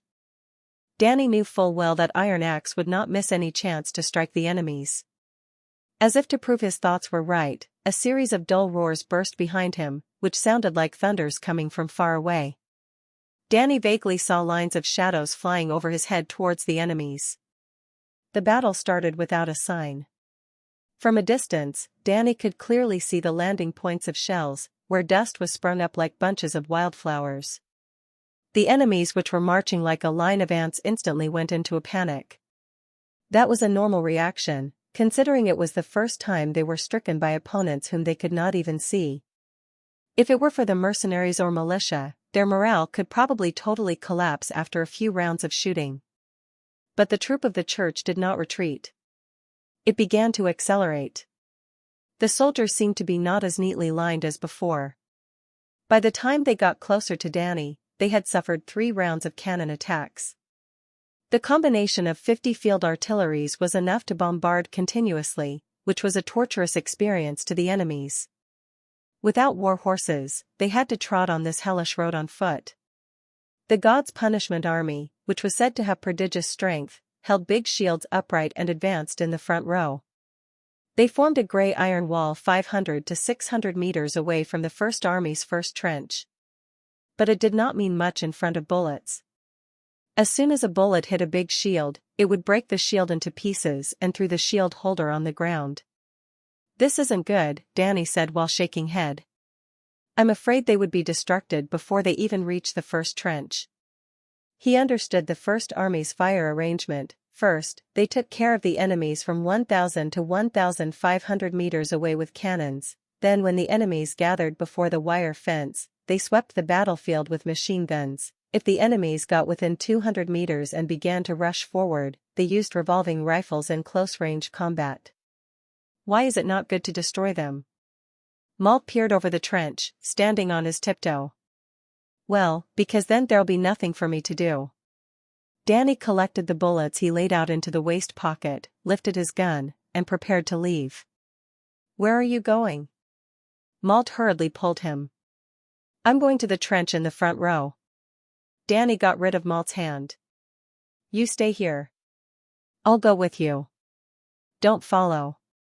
This is Captain's order." With these words, Danny bent over to walk along the communicating trench. The sounds of landing shells got louder and louder. At every dull crashing sound, crumbs came off the trench walls and fell into his collar. He then knew that he was approaching the forefront bit by bit. After crossing 3 rows of trenches, before a new round of shells landed, Danny stuck out his head to watch over the trench, regardless of the fact that other team members were looking at him confusedly. He could clearly see the big shields of the God's Punishment Army, and even hear the enemies' desperate shouting and yelling. He was about 300 meters away from the enemies. "This is close enough." Taking a deep breath, Danny set up his rifle, aimed the sights at somewhere a little over a shield, and pulled the trigger. Accompanied by a crisp sound, some blue blood spilled behind the shield, which, together with the shield holder, fell to the ground, revealing the bewildered Judgment warriors hiding behind. Danny pulled open the bolt, took off the steaming bullet shell, and pushed the bolt back again. The loading sound thrilled and exhilarated him. The first one, Danny thought. Chapter 6:11, Protected. Danny was constantly aiming, shooting, until the clip emptied. Another 2 big shields fell down. Danny would not waste his bullets on the Judgment warriors. With the thin armor, the Judgment warriors looked martial, but yet they could not even withstand the flintlock. Lord Iron Axe once said that the God's Punishment Army was a dreadful opponent because one of its soldiers could fight against 10, but at the same time, they were scarce and troublesome to train, so they were the targets worth hunting. The reason he disliked the machine gunners was that he felt those arrogant fellows, although they used exactly the same bullets as he did, shot with an astonishingly low efficiency. During the only 2 times of live practice, a machine gun squad fired several chests of bullets within 1 hour, which even made Lord Iron Axe's heart ache. But while checking the bullet holes, only around 100 bullets actually hit the targets. Danny felt it was totally a waste of resources. Of course, he also understood the significance of the Mark I machine gun. At least while faced with swarming enemies, it could stop their attacking momentum. But in terms of hunting results, sharpshooters were more reliable. 1 bullet for 1 enemy. This was his aim for strict training. Danny pulled out the clip and skillfully reloaded it. When he was about to stand up and start shooting, he heard someone gasping. Looking over his shoulder, he saw Malt. "Damn it! Didn't I tell you to stay where you were?" He shouted at Malt, "You violated a military order." Lord Brian said that a soldier can never leave his position lest for exceptional cases, so you've violated a military order. Saying this, Malt wiped the sweat on his forehead. "As your protector, I must stay by your side." Holding back the impulse to beat Malt, Danny grabbed a handful of bullets from his pocket and threw them in front of Malt. "Fill the clip. Stay down unless there's an emergency." "Yes, Captain," the short guy saluted and said smilingly. After Danny killed 5 enemies, there appeared to be some changes in the enemy's troop. The church commander probably believed that they would not make it to the trench if they kept on charging that way, and so they made a change. The God's Punishment Army abandoned their big shields and charged toward the trenches. They moved at such a fast speed that even horses would not outrun them. They were getting closer and closer. The sound of revolving rifles and machine guns rang out at the same time. Suddenly, some blood fog appeared in front of Danny. The dust rising from the ground was denser than the time when the cannons bombarded. It looked as if there was an invisible giant hand severely beat the group of charging warriors. Facing this unstoppable force, the enemy's charging speed was greatly slowed down. Anyone touched by this invisible force was torn into pieces with blood splashing everywhere. A soldier of the God's Punishment Army kept running forward even after one of his arms was shot by a bullet. When Danny aimed his gun at him, a sand snake composed of dozens of lines of dust sloppily passed through the soldier's body, which was the unique trajectory of a machine gun. The soldier's chest suddenly waved like a pool of water, blue blood splashed out of his back, and his ribs were even broken by the scorching airflow of the passing bullets. The soldier, though he lost his balance and was wrinkled up like a piece of rag, still managed to run for another 3 to 4 steps before falling to the ground due to the inertia. Danny noticed that his back had gone rotten. "Watch out, Captain!" Malt shouted suddenly. Danny was shocked. When he turned his head, he saw another soldier from the God's Punishment Army, appearing from the boundless dust and holding a spear upright. Then the soldier bent over and threw the spear at Danny. He barely saw how the soldier threw the spear. "Too careless. I've been so focused on observing the enemies that I attracted their attention." A hunter shouldn't expose himself under the prey's eyesight for too long, Danny thought. Before he could react, Malt heavily hit him on the body. Both of them fell on the trench ground. At the same time, a loud sound came above their heads. Danny felt a pain came from the back of his head, and his body was completely covered by dirt. Danny felt the sound of gunfire suddenly faded away, and an unbearable buzzing kept echoing in his ears. After a long time, Danny recovered his senses. Touching the back of his head, he felt something sticky. "I must have hit on something hard when I fell on the ground. Since I could remain sober, it must be nothing serious." With his blurry eyesight, he saw a teammate coming to him. "Are you all right?" Danny could only vaguely hear it. He managed to wave his hand, indicating he was fine. "Give me a hand." "2 people are wounded," the teammate shouted. Soon, Danny and Malt were surrounded by more teammates and were dragged out of the collapsed pile of dirt. At that moment, Danny noticed that the short spear had torn apart the edge of the trench, creating a crescent-shaped gap. It did not fly away over his head but instead it hit the trench edge, penetrated the thin soil, and struck into the trench wall. The dirt that fell on their bodies was from the spot where the spears hit. When he looked at Malt, his heart suddenly clenched. He saw there was a bleeding wound as big as a bowl on Malt's shoulder, and his arm almost fell off, only a few strands of skin connected the shoulder, his white bones exposed. The spear wasn't thrown in vain. It hit Malt. The teammates went back to the battle, leaving 1 soldier to take care of Malt. All the soldiers in the First Army understood that as long as a wounded soldier could survive till the end of the battle, Miss Nana would make him fully recover. So hemostasis and dressing was a compulsory course in the First Army. The soldier left pulled out a dagger, decisively cut Malt's arm off and then sprinkled the herbs in his pocket on Malt's wound before he wrapped the wound with gauze. After suffering this treatment, Malt awoke from his coma, murmuring a faint groan. Lie still. You're not going to die. The soldier consoled him. Where is Captain Danny? I'm here. Danny clenched his teeth, upheld his weak limbs, and climbed to Malt's side. Why would you do that for me? Because I'm your protector. Of course, I won't leave you behind. Malt's mouth slowly opened and shut. How did I do? I fulfilled my duty, didn't I? Danny suddenly felt an unspeakable guilt surging from the bottom of his heart. Sure, you did very well. Really? Malt smiled with a difficulty. This will pave my way to meet Miss Nana. That's right. Both of you can meet her. The soldier looked at Danny. You can take care of him, right? I need to go back to my position. Yes, I can.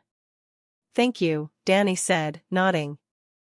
After the soldier left, Danny slowly picked up his gun from the ground, dusted off the dirt, and managed to stand up. I can still fight. The enemy must pay for this wound with blood. Danny thought. However, the approaching army of the church was no more. In the pervading dust, the enemies were retreating in panic, and only their backs could be vaguely seen. Cheers burst out from the trenches. They had won. Chapter 6:12, Battle's End. Roland walked out of the cabinet as the gunboat staggered to a stop. He was fascinated by what he saw. The arch-typed mountain rocks, which extended out from both sides, wrapped around the entire town like two huge arms. The rays of sunlight slanted along the finger-wide crevice, forming a wall of golden shimmers. Numberless vines, which looked like green hair, grew out of the bottom of the rocks. Some bulky ones even reached the ground, tempting people to climb up. When the sun rays sifted through dense twigs and branches and splintered up into glints of the muttering brook, Roland felt like he was in an untraversed forest. However, the area was not completely uncultivated. Along Soundless River stood different types of buildings constructed by men. Townsmen passed through waist-high bushes back and forth. Streaks of smokes could be detected from the distance. Everything around this area was in perfect harmony with nature. Due to a lack of sunshine, the temperature in this town was slightly lower than that in other places. The colors of plants, naturally, were in much deeper shades. No wonder the town was called Deep Valley Town. Roland and the witches stepped on the dock covered with mosses and met the people who had been waiting there for a long time. The three at the front were obviously the general commander of the First Army, Iron Axes, the Duke of the Northern Region, Calvin, and his daughter, Edith. We've met again, Your Majesty. Edith performed a curtsy. Congratulations on the victory of your first battle. I've heard the news on my way here. You did a good job. Roland gave an approving nod. Iron Axes told me you not only smoothed out the transportation of food and ammunition, but also successfully lured the enemies. These are the obligations of Comte family, she replied with a faint smile. The tradesmen in the northern region are happy to be at your service. But the owner of this town was still Timothy Wimbledon half a year ago, Roland said within himself. The tradesmen in the three cities probably had never heard of the new king. They were willing to offer their services and carry out his plan was simply because of Edith's advertisement and her tremendous personal influence over the northern region. After giving a few words of encouragement, Roland turned to Iron Axes and asked, "Have you obtained the casualties?" "Yes, Your Majesty." Iron Axe administered a military salute and continued, "The detailed report has been sent to your office." "Oh, office?" "I've discussed this matter with Earl Hire. We've decided that you should use his castle as your palace during your stay at Deep Valley Town." Edith further explained. "Also, I've had the study refurbished, making it look like the one in the border area. Miss Maggie told me that you like a bright room. So, I knocked down a wall with a sunny exposure and replaced it with a French window." "Really?" Roland asked with interest. "Then where will the Earl stay?" "In order not to disturb your work, he'll live in his mansion in the suburb." The Pearl of the Northern Region paused for a moment and then asked, "You want me to summon him?" "No, that's fine. I bet he doesn't like partake in politics." Roland waved his hand. Let's get into the castle first. All right. Please follow me. Is this the wonder of power? Roland thought while smacking his lips. It isn't bad to have a taste of it from time to time. Roland thought he was back to City of Neverwinter upon his entry to the study. The large mahogany desk, along with the coffee table and the recliner at the corner, was exactly the same as those in the border area. The only big difference was the sceneries outside the French window. Here, he could see the green dale through the window instead of the somber impassable mountain range. He wondered what the previous owner, Earl Hire, would think about the renovation after he left. Roland sat back to the desk and started to read the report. Although he had learned how the battle had progressed, he felt exhilarated when he caught sight of the church's casualties. This was definitely a victory worthy to be remembered. His concern about God's punishment army dissipated when he saw 156 deaths among the God's punishment warriors. It appeared that these powerful, fearless killing machines were not at all unconquerable. After all, flesh and blood could not compete against bullets and fire. Roland believed there should not be many God's punishment warriors left, as every conversion required a witch's blood.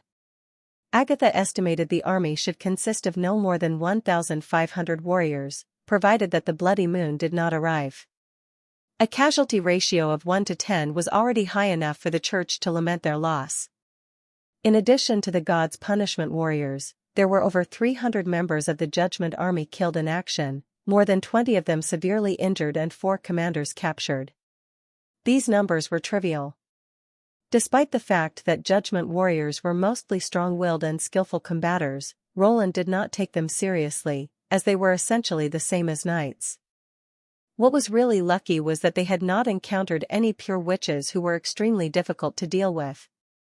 If they unfortunately had, they probably would not have won that easily just with Sylvie and Iffy taking charge. In fact, Sylvie had instructed the machine gun team to specifically tackle permeating pure witches. What about the casualties in the First Army? Roland folded the report. 2 killed and 21 severely injured, Iron Axe answered in a low tone. All resulted from a close-range spearing from the God's punishment army. The wounded has now recovered and returned to service. After learning that the church had launched the attack, lightning brought Nana to Deep Valley Town in no time. Nobody could provide a better treatment than Miss Angel. Roland knocked on the desk and ordered. Arrange a boat to send the bodies of the killed soldiers to City of Neverwinter for a burial. Yes, Your Majesty. After a short pause, Iron Axe asked, what will you do with the unit leader of the 4th Premium Shooting Unit, Danny, Your Majesty? That old hunter who shot 5 members of the God's Punishment Army? Roland took up the teacup and sipped the tea that tasted exactly the same as the premium tea in the palace. What's your opinion? During the rescue, Brian noticed that the injuries Danny and his protector sustained appeared to be inconsistent with their positions.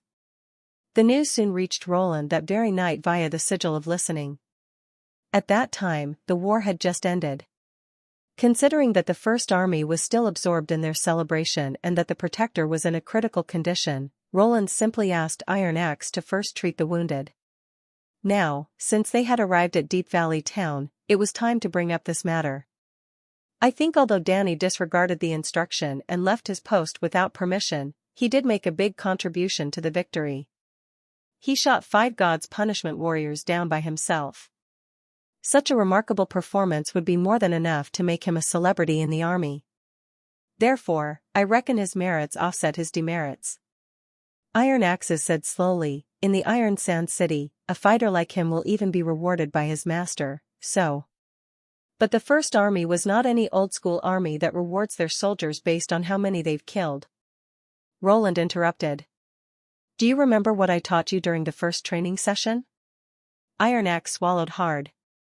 You taught us disciplines, Your Majesty. Only a well-disciplined army can become invincible. Roland rose to his feet and paced to the French window. I hope you bear this in mind all the time. Now, tell me, how are you supposed to deal with him?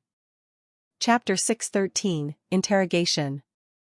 Suspension without pay and a detention of 15 days if no further harms are caused, dismissal and bring him to your trial, if further harms are caused, Your Majesty, Iron Axes replied immediately. Correct. You memorize it well. Do what you just said. As there was no military tribunal at this point, Roland had to try cases of serious misconduct in the army by himself. In this case, Danny's behavior was apparently not so serious as to put him on a trial. In view of the upcoming Great War, we'll first detain him for 5 days and have him serve the rest in City of Neverwinter. Yes, Your Majesty.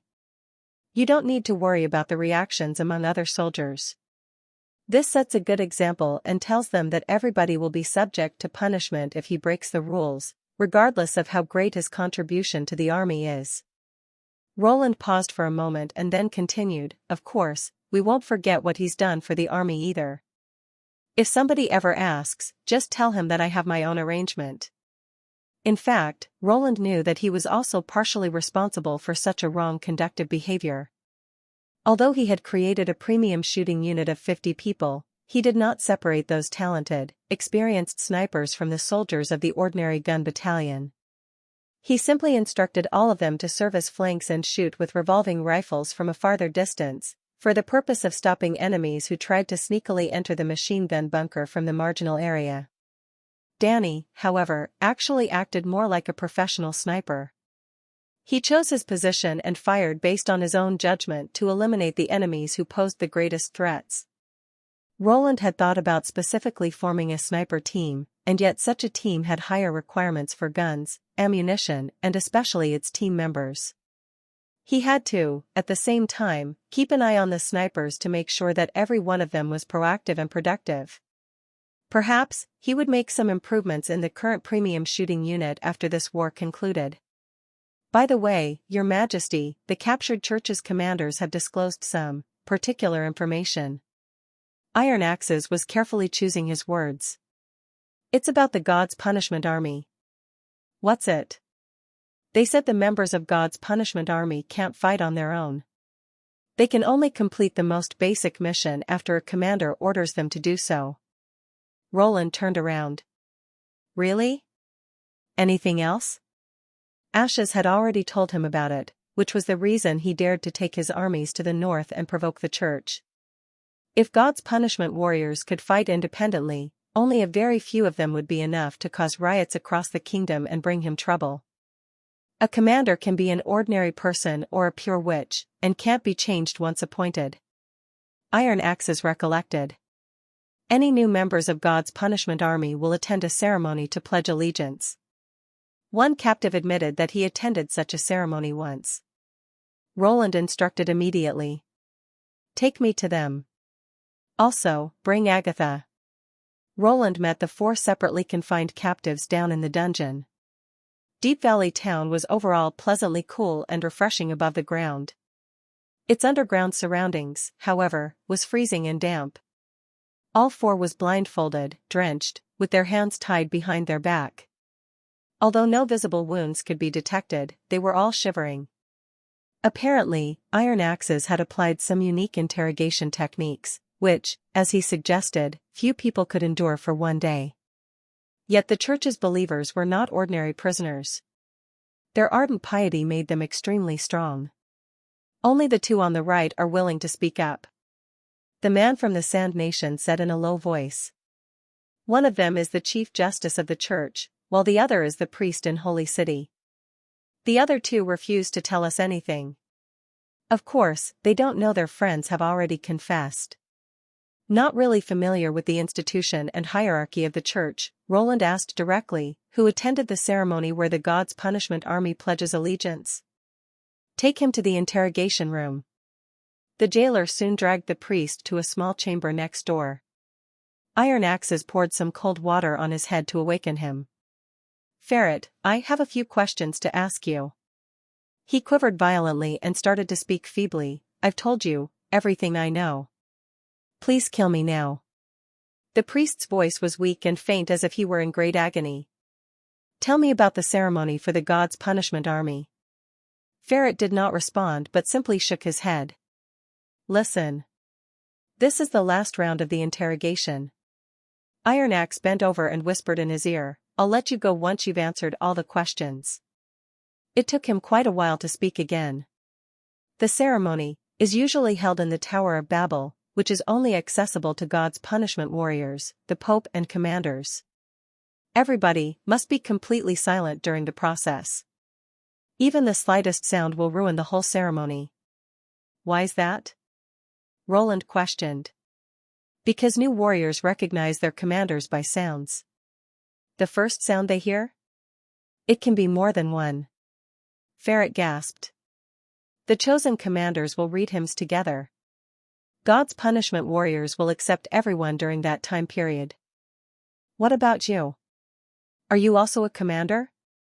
I'm responsible for a group of 10 God's punishment warriors. But that 10 people also need to follow the orders issued by your superior, correct? The priest nodded. All the God's punishment armies should obey the Supreme Pontiff's orders. That's how it works, Roland thought. He had thought they commanded this unconscious army telepathically or via brainwaves, but they actually controlled them through sounds. To him, it appeared to be a very unnecessarily complex and less efficient method. Not only did sound waves easily diminish, but there was a big chance of issuing contradictory orders as well. Either of the problems would cause confusion to the God's punishment army. You said once a commander is appointed, he can't be changed. What if God's punishment warriors lose all their commanders? Agatha ventured suddenly. Hearing it was a lady, Ferret was stunned. Answer. Iron Axe got some more water. I don't know. You're lying. Roland immediately received Nightingale's hint. You'd better not play any tricks on us if you don't want to stay here for another half a month. The priest clenched his teeth and finally said, They'll go to barbarian land themselves. That's all I know. Barbarian land? Agatha echoed in surprise. It's just a hearsay. Usually, when this happens, some other warriors will stop him. But, he hesitated for a moment.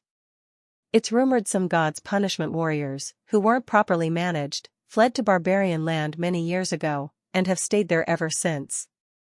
Do you know how the God's punishment army is converted? Well, only the Supreme Pontiff can host the ceremony. When the Pope retires, how does he assign his authority to control the God's punishment army? I don't know. Beads of perspiration started to appear on his forehead. 400 years ago, how was the church founded? Have you heard of the name Alice? How about the Union and tequila? The priest was just irresponsive to any questions Agatha put forward afterwards. He truly doesn't know. Let's go. There's no need to continue with this interrogation anymore. After receiving the confirmation from Nightingale, Roland said. When the three of them was about to leave the dungeon, Iron Axes trotted to them and asked, Your Majesty, what about these captives from the church? Do what you promised earlier. Chapter 6:14, Agatha's Prediction. When they returned to the castle, Roland turned towards Agatha and asked, Have you recalled anything?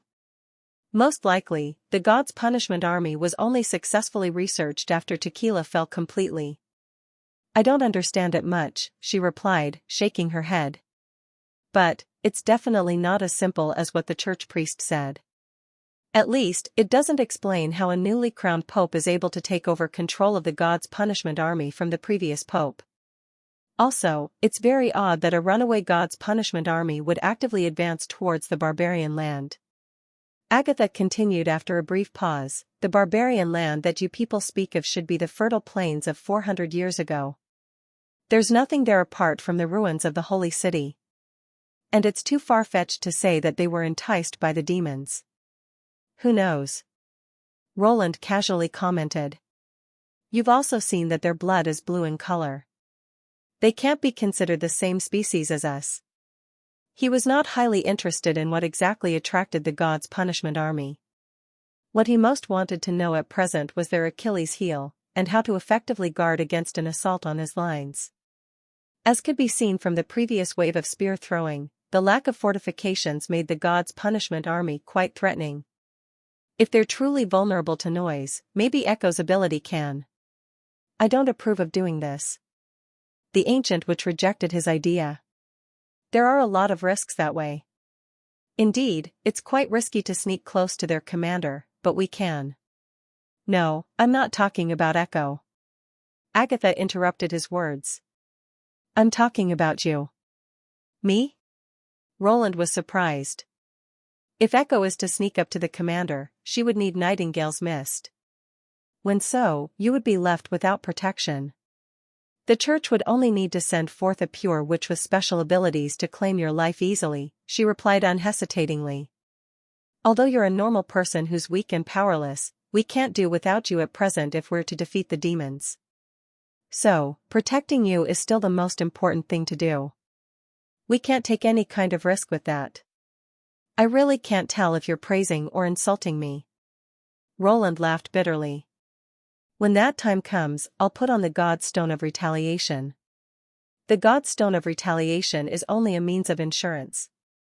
It's not a completely secure barrier. Agatha stated bluntly. Even Nightingale isn't completely fail-safe, but we don't have a better way. As long as I'm still alive, His Majesty won't come under any harm. Nightingale could not restrain herself from revealing her figure. It was apparent that she did not take kindly to Agatha's words. I hope so. The ancient witch did not dispute this point further. She turned to leave the study but stopped when she reached the door. What's the matter? Roland asked. Agatha remained silent for a while before she replied, I don't know whether to talk about these things. Her immense power aside, the reason why Lady Alice was able to become Queen of Starfall City and also the head of the Three Chairs was that her intelligence and methods were superior to most witches. On a few occasions, her decision saved the Union from the verge of collapse. Without her, Tequila wouldn't have survived until then. Many people believed that if she was born before the first battle of Divine Will, she would have ended this hopeless war early on. What are you trying to say? She turned her head back and frowned slightly. What I mean is, the powerful warriors in whom she placed her hopes of saving the witches shouldn't have turned out this way. You feel that the present God's punishment army may not have been the same as the one 400 years ago? Roland asked in surprise. The God's punishment warriors aren't afraid of magic power, never panic, and are extremely powerful. They indeed seem to possess a great advantage over the demons. But, they won't be able to make the decisive difference. Furthermore, they need a commander wherever they go, and don't have the ability to perform long-distance attacks. I feel that Lady Alice shouldn't place high hopes on this kind of warriors. Agatha sighed. Of course, these are just my predictions. Only the church knows what exactly happened to the Union after Tequila fell. A long time after she left the room, Roland was still stuck in his thoughts. Agatha's words were indeed reasonable. Was it really possible that the God's Punishment Army project, which required the Queen of Starfall City to pay such a huge price to carry out, was only intended to produce an expensive yet cumbersome killing machine?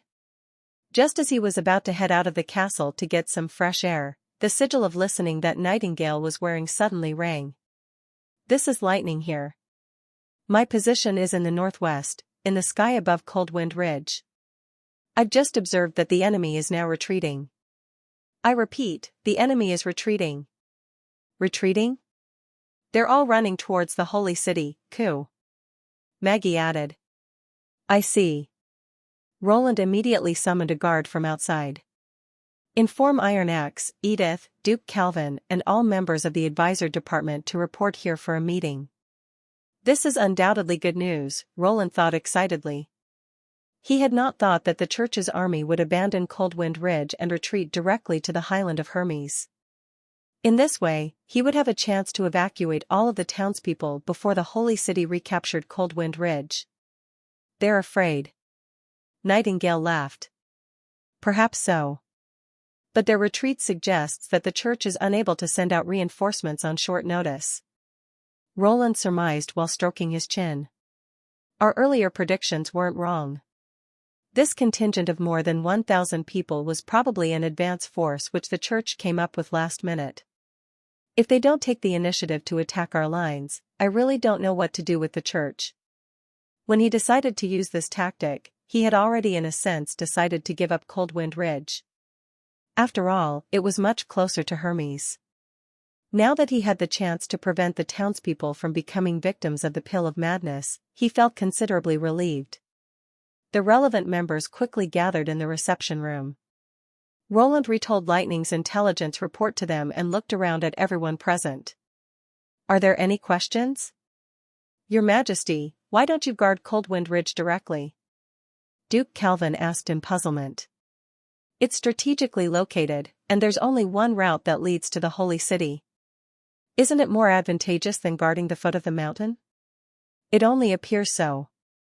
In reality, it's surrounded by mountains on 3 sides, and the slopes pass directly over its top. The enemy only needs to use a rope to infiltrate our line of defense." Roland shrugged his shoulders. "We've discussed this in detail in City of Neverwinter. You can ask Edith for more specifics." "Anyone else?" Seeing that no one responded, he issued his order. "If so, the evacuation campaign will be carried out by the First Army. The grain reserves and gold royals can be left behind. Our concern is regarding the residents, whether by coercion or force. I don't want a single person to be left behind in Coldwind Ridge. In addition, the local nobles may have a better persuasive effect. I'm referring particularly to the famous Pearl of the Northern region." He paused at this. "Iron Axe and Edith, you two will be in charge of this matter." "Yes. As you wish, Your Majesty." As for the advisor department, he glanced towards Earl Eltec and the others. "Your task is to assist the Duke of the Northern region to make arrangements for the evacuated people.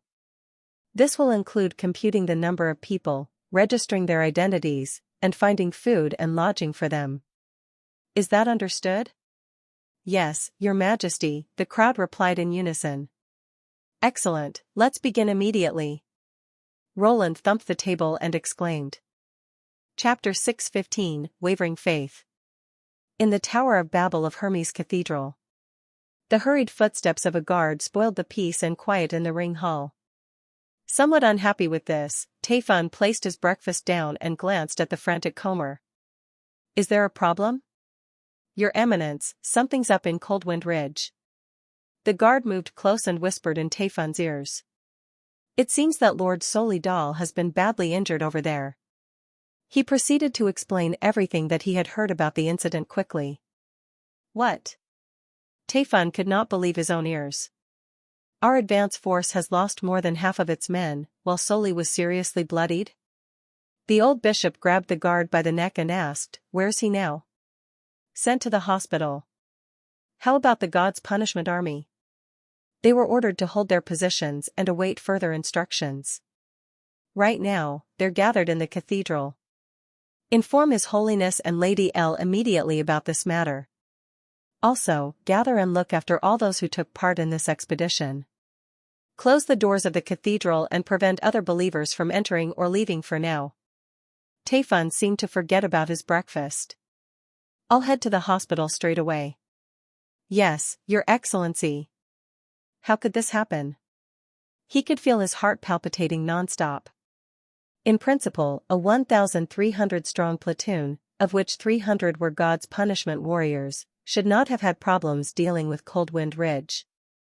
Before Soli was promoted to bishop, he was a veteran Chief Justice, and one of His Holiness Main's most able subordinates. Even if they encountered demons or beasts, there should not have been so many victims. Although fear clouded his heart, the old bishop remained very clear that the most important thing to do at the moment was to block the news from leaking out, so as to prevent the believers' faith from being shaken. The next most important thing was to find out exactly what happened to Solidal and Coldwind Ridge. When he reached the hospital, Elle was already there. It was evident that the latter had an alternative source of information. The two of them exchanged looks and walked together solemnly into Soli's medical room. A pure witch was tending to the archbishop's wounds. Soli was missing an arm, and the wound around the remaining flesh had been tightly dressed with cotton. When he saw the other two archbishops, his dazed eyes seemed to focus again, and he struggled to sit up. "You may leave first." Tayfun urged the pure witch to depart and then assisted Soli to sit up. "How's your injury?" "I want to see His Holiness." Soli growled. "Bring me to the pivotal secret area at once." Tell us what happened first, Elle replied coldly. Only then we'll consider whether to bring you to see the Pope or to throw you in jail and await trial. Scoundrel, now it's not the time to quarrel.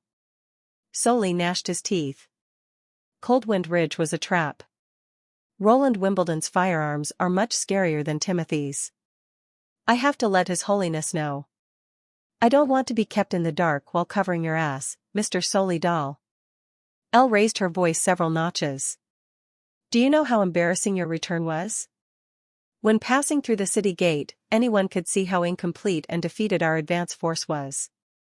People in the Holy City have already begun asking questions. If I didn't get the tribunal to detain a few busybodies, the whole city will be talking about these rumors tomorrow. She grabbed him by the collar. You should know how serious this will be. Taifun knew that Elle was perfectly right. The loss of over 100 God's punishment warriors was equivalent to the loss over the past 2 years. And the enemy this time was only a small town in the mountains. This was an absolute disgrace to the church. More critically, if the news spread, the faith of the believers would be immensely affected. Ever since the God's punishment army started being sent to fight demonic beasts, there had been hearsay that it was all-conquering and invincible. It even appeared so. If even the enormous and savage demonic beasts were no matches for the God's punishment army, what kind of enemy could defeat it? Just as Taifun was about to give a few lines of advice, the room door was suddenly pushed open. Hope I'm not late. The white-haired witch, Zero, walked into the room. The Pope wants to see you, and requests that you don't divulge the specific circumstances of the battle. Are you able to walk on your own? Lady Zero, we can't, Elle protested. Zero cut her off quickly. Don't worry. The Pope is only worried that the secret of the God's punishment army may be leaked out. After he has finished his inquiry into the matter, I'll tell you everything. What secret? Forgive me, but I can't say. Zero laughed. Because I don't know it myself. I can walk. Solly struggled off the bed and took 2 steps before he fell down. No need to act tough. The pure witch snapped her fingers, and instantly, 2 trap area guards wearing blue cloaks walked in and lifted the Archbishop up. Once we're in the pivotal secret area, you'll have a wheelchair to move freely in. King B***. After Solly left with Zero, Elle spat on the ground angrily and walked straight out of the medical room. Taifun watched grimly as the pure witch's figure slowly disappeared into the distance, and did not say a word for a long time.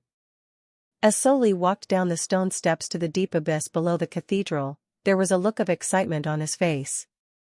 This was the first time that he entered the core area of the church. Even his breath became shorter and hurried. How do you intend to explain the heavy losses of the God's punishment army to Pope Maine? After he sat down on a wheelchair, Zero personally pushed him toward the trap area. The defeat this time was indeed caused by my carelessness. I'm willing to accept any punishment. The Archbishop hesitated for a moment. And, I wish to apply to His Holiness to become a God's punishment warrior myself. Are you sure? You want to give up your Archbishop position and become a minion? They aren't minions. Solly could not help arguing. Every God's punishment warrior is a brave and steadfast soldier. That's why they are willing to sacrifice their lives and fight for the glory of the church. I've let them down and caused immeasurable loss to the church. The best way for me to compensate and make up for my mistakes is to throw myself into the fight. Is that so? Zero shrugged her shoulders. I feel that the Pope won't agree. I'll do my best to persuade him.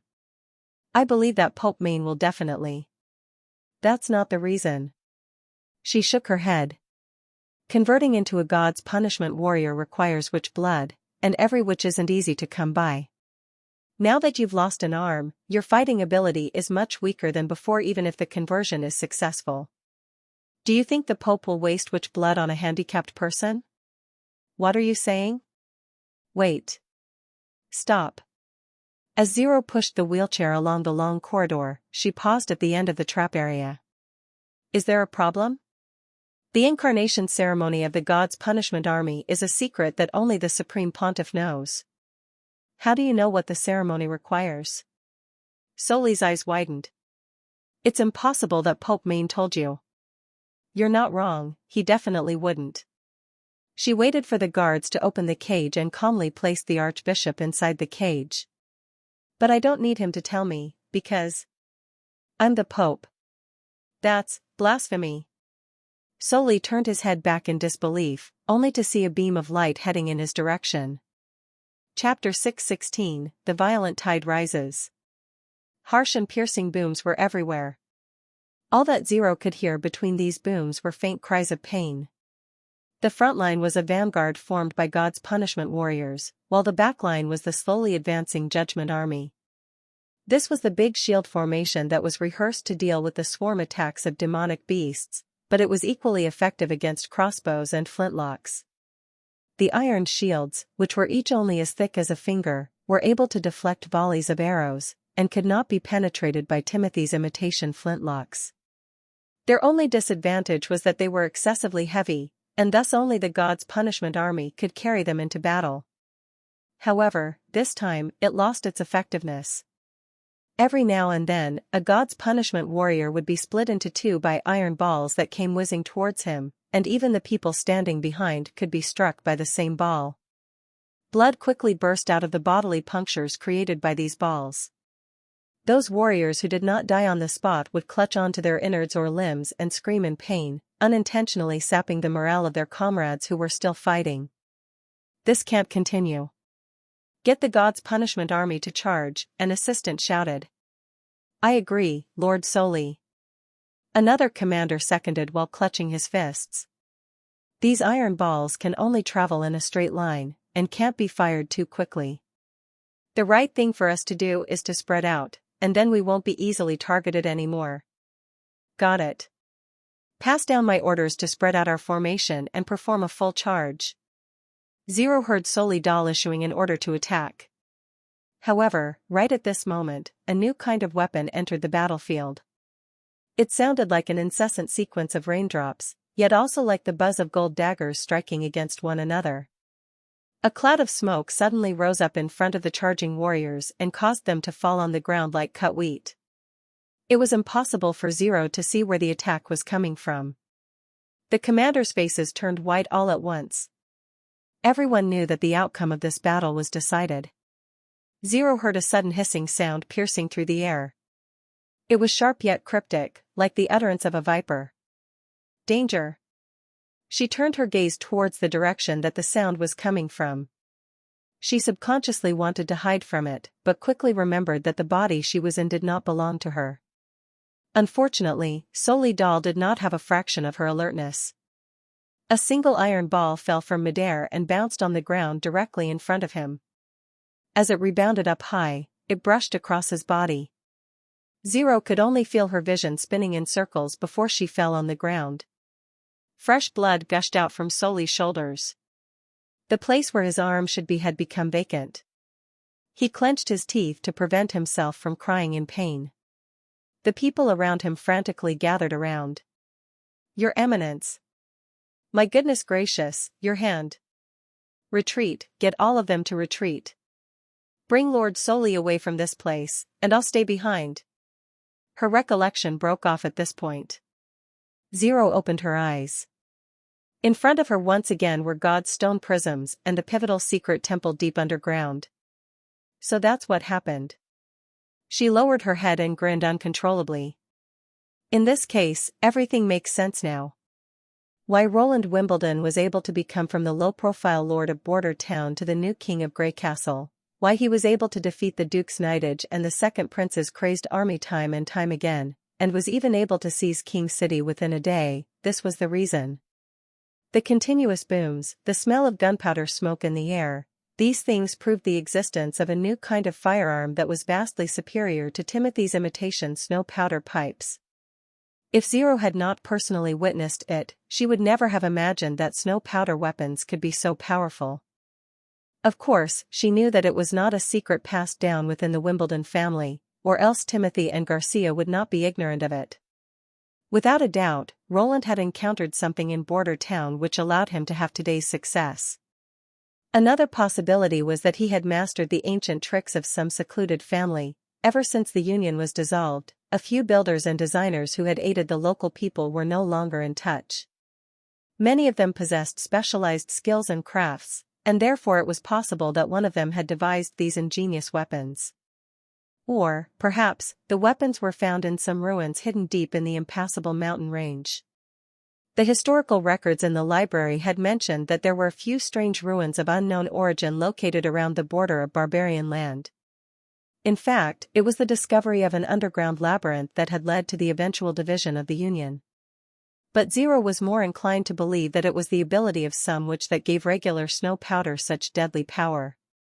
This would also explain why Roland had changed his attitude, recruited witches in large numbers, and helped to clear the injustices they faced. Forget it, my speculation doesn't matter at all. No matter what the reason was, Roland Wimbledon knows best about it, thought Zero. Zero knew that if she devoured Roland, she would get to understand everything about these weapons. Lady Zero? The guard captain standing at the cage exit asked worriedly, having not heard a sound from her for a long time. Zero suppressed the excitement in her heart and waited until the grin on her face completely disappeared before she walked unhurriedly out of the cage. I'm fine. Inform the intelligence agency to call back all of the pure witches that are still in Kingdom of Dawn. All? The captain seemed astonished. But the plan that you laid down before. The decisive battle is about to begin, Zero explained slowly. I want to see everyone.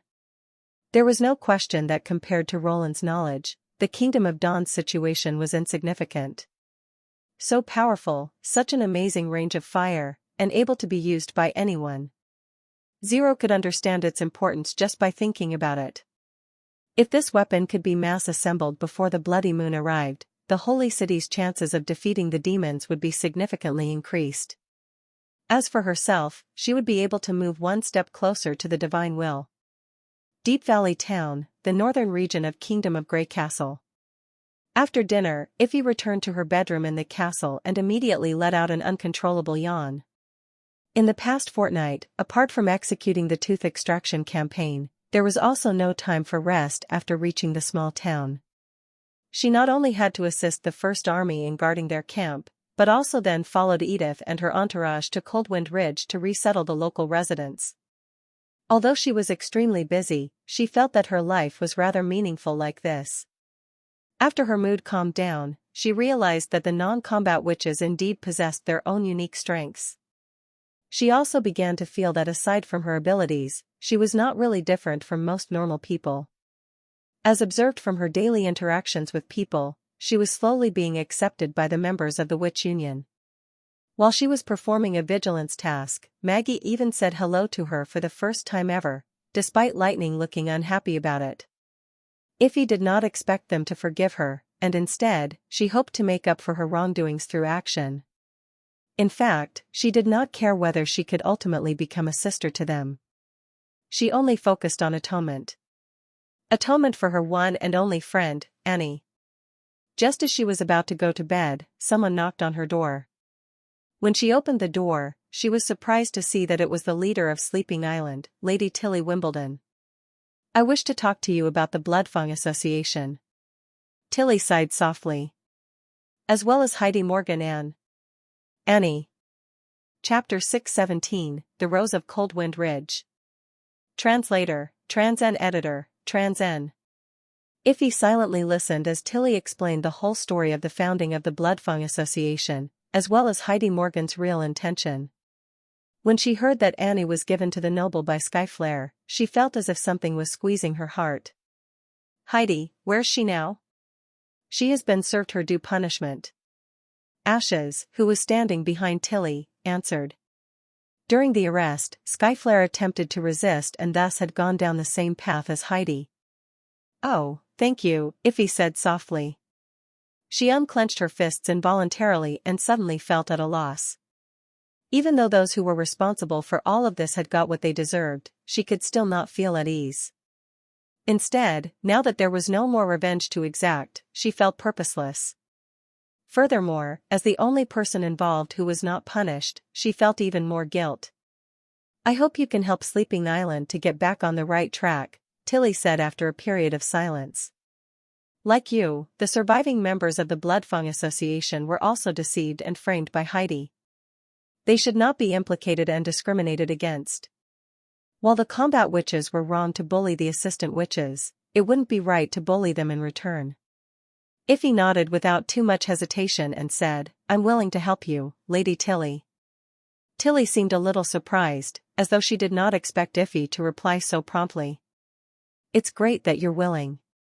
What should I do? Talk to the other members of the Bloodfang Association about your story with Annie.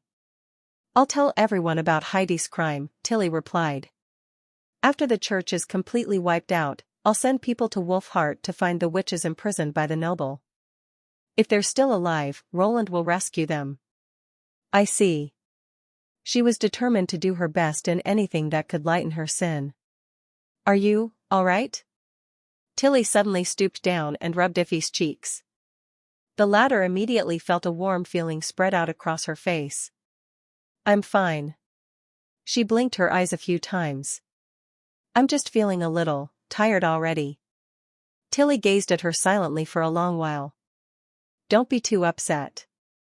Get a good rest.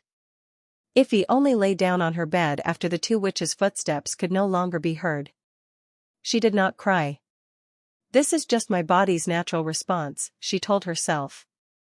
It was neither sorrow nor cowardice. It was simply proof that she missed Annie. Tears flowed faster and faster. Roland sat in front of his desk reading through the advisor department's evacuation statistical reports. He had not read under lamplight for a long time and thus felt not used to it. He once thought that he had brought civilization close to modernity, but now in Deep Valley Town, everything was back to square one. There were no showers, no scented soap, no electric light. This place was not much better than Border Town when he first arrived there. The beginnings of industrialization had only just sprung up in the western region. He still had much work to do before chimneys and boilers became common throughout the kingdom. Roland placed the reports down. Just as he was going to rub his eyes, a soft pair of invisible hands reached out to his forehead and massaged it softly. Thanks. He tilted his head and mouthed before he continued to read through the reports. When Barav was not around, Sir Eltek took up the role of office assistant very well. At least, he did excellently in computing statistics and preparing reports, and was nearly as good as the staff in the city hall who had received specialized training. How many people here are willing to go to the western region? At least 70%, Your Majesty, Eltek replied. Coldwind Ridge is not really a suitable place to live. I have asked the Duke about this, and he told me that if it wasn't to monitor the whereabouts of the church, there wouldn't even be a town there. The remaining 30% are mostly people who have their own farmland or factories in the northern region. Okay, great.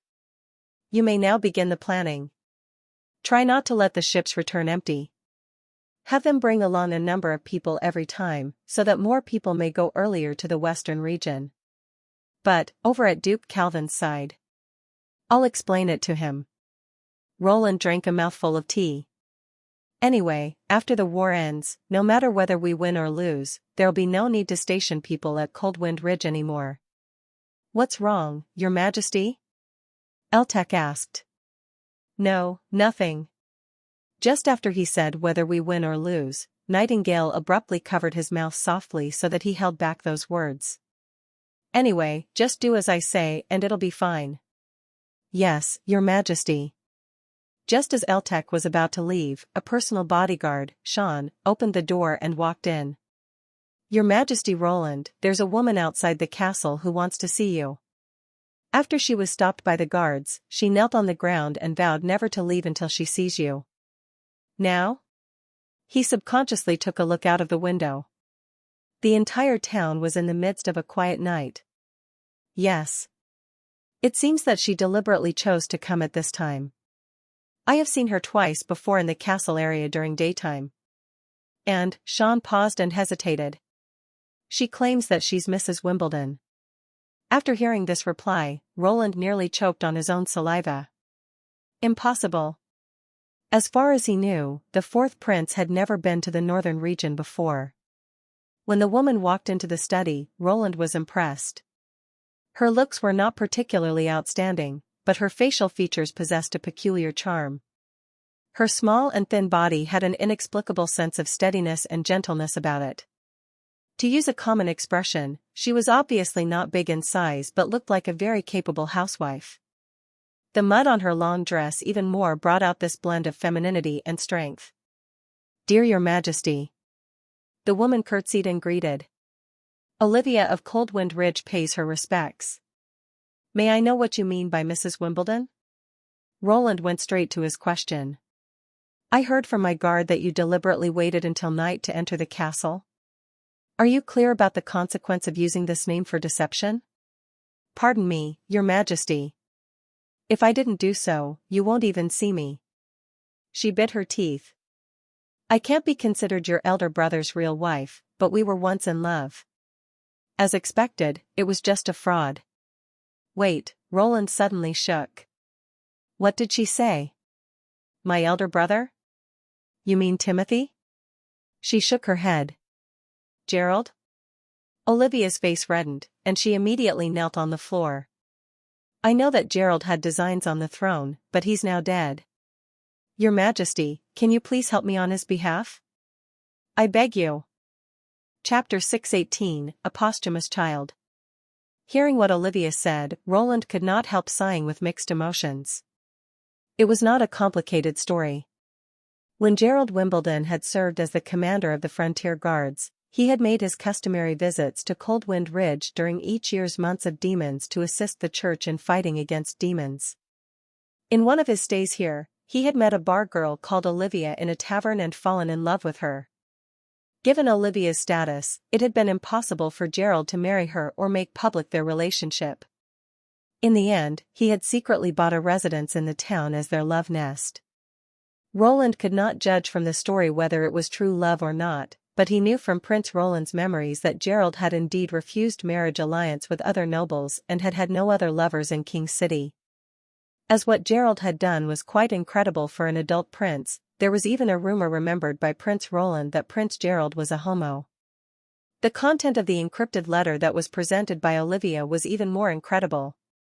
According to the bar girl, Gerald had determined to make her his queen, and instead of just paying lip service, he had even written it down.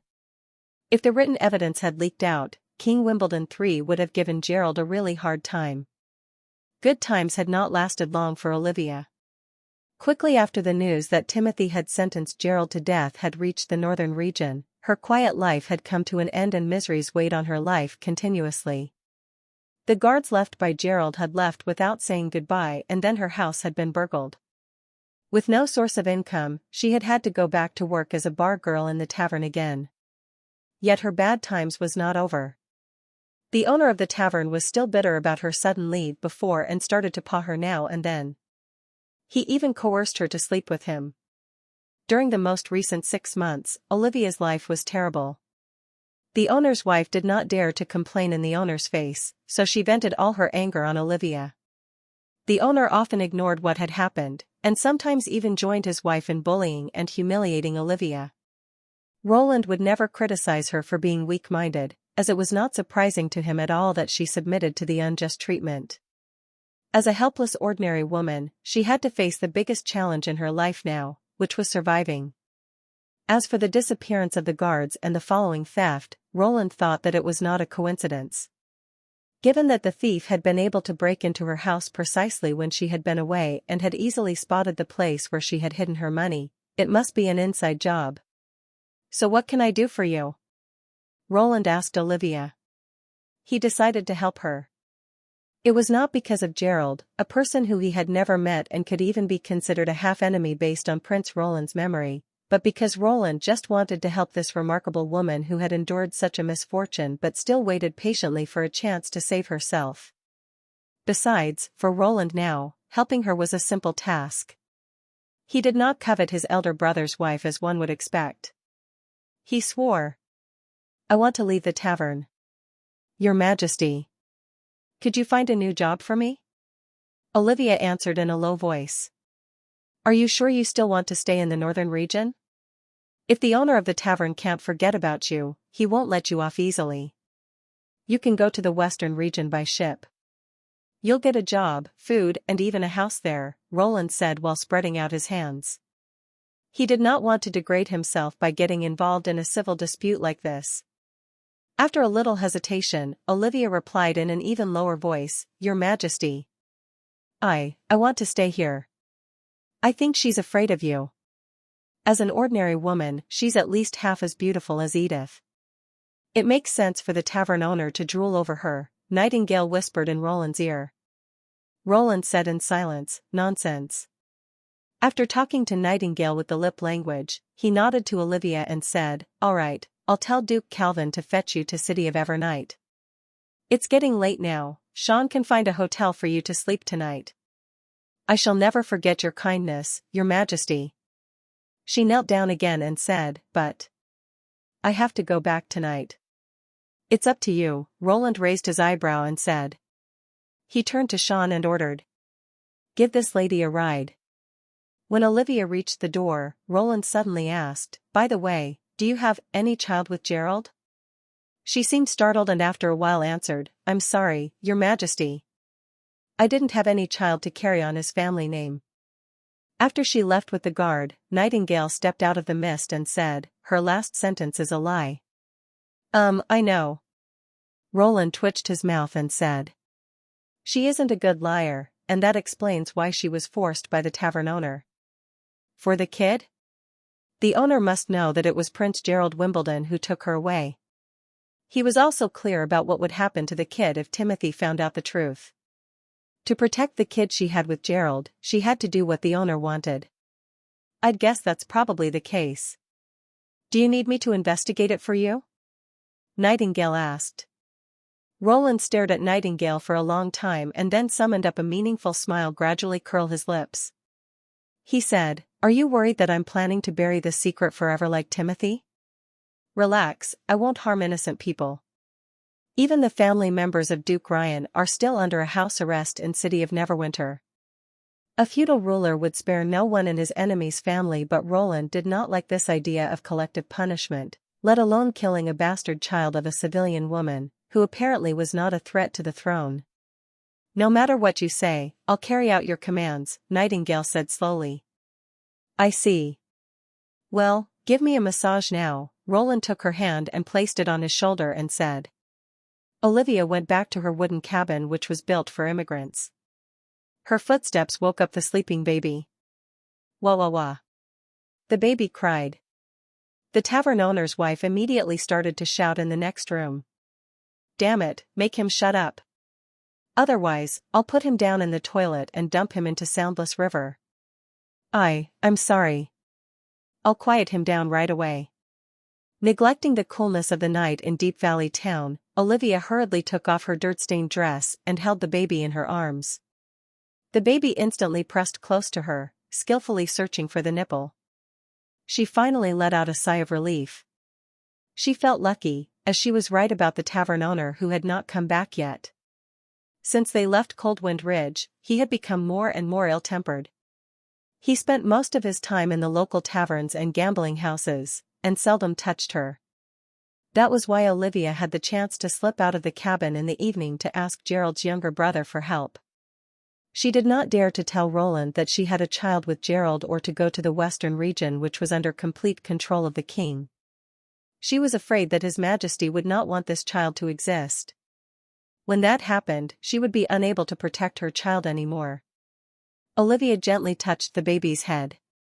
In the dim moonlight, she could see gray hair on his head, which was the feature of the Wimbledon family. She felt it was a great pity that Gerald had not got the chance to meet his own child. She had not known that she was pregnant with the prince's child until she had received his letter in Coldwind Ridge. After being fed, the baby happily hummed and fell asleep again. Olivia lowered her head to kiss the baby on his forehead. She made up her mind to raise him up alone, no matter what she had to sacrifice. Chapter 619, An Unstoppable Path, Part 1. The red bricks and grey tiles of the cathedral gradually came into Isabella's sight, as her ship was slowly approaching the old holy city. It looked fairly prosaic. Unlike the new cathedral on the plateau, It did not have a magnificent chapel or a lofty building similar to the Tower of Babel. It might even be smaller than the churches located in the capitals of the four kingdoms. Despite that, in the heart of most believers, this old cathedral together with the cloisters, the hall of military affairs and the hall of arbitration formed the palace of deities on the ground. They considered this old cathedral the source of the church and the beginning of everything. Isabella, however, rejected this saying. She knew that the real place of origin for the church located inside the high mountains behind the old cathedral and that the truth was always kept as a secret from the believers. As for the old holy city, it was just built to cover the secret. After the sailing ship was anchored off by the dock, Isabella walked down the trestle bridge alone with light bags. Seeing this, the guard who came from Pivotal's secret area to fetch her was taken by surprise and asked, "My lady, where are the other pure witches?" "They'll come 1 or 2 days later. I know His Holiness is rushing for us to return, but they still need some time to make some arrangements," she shrugged and replied. But Lady Zero said she wanted to see everyone. Isabella interrupted the guard. "I knew, but she didn't say that she wanted to see all of us at the same time." She was puzzled by the recall order. Requiring all the pure witches to come back to Holy City would apparently ruin the plan to control Kingdom of Dawn. Without the medicine, the king would die in endless sleep. She could not think of a reason for Zero's abrupt change of plan, nor did she receive any explanation in the order.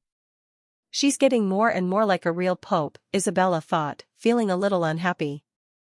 Nevertheless, she had to still hit the road as soon as she had received the command. It had taken her a whole week to rush back to Hermes. She turned around to ask the guard while boarding the cart, "By the way, do you know what happened in Holy City?"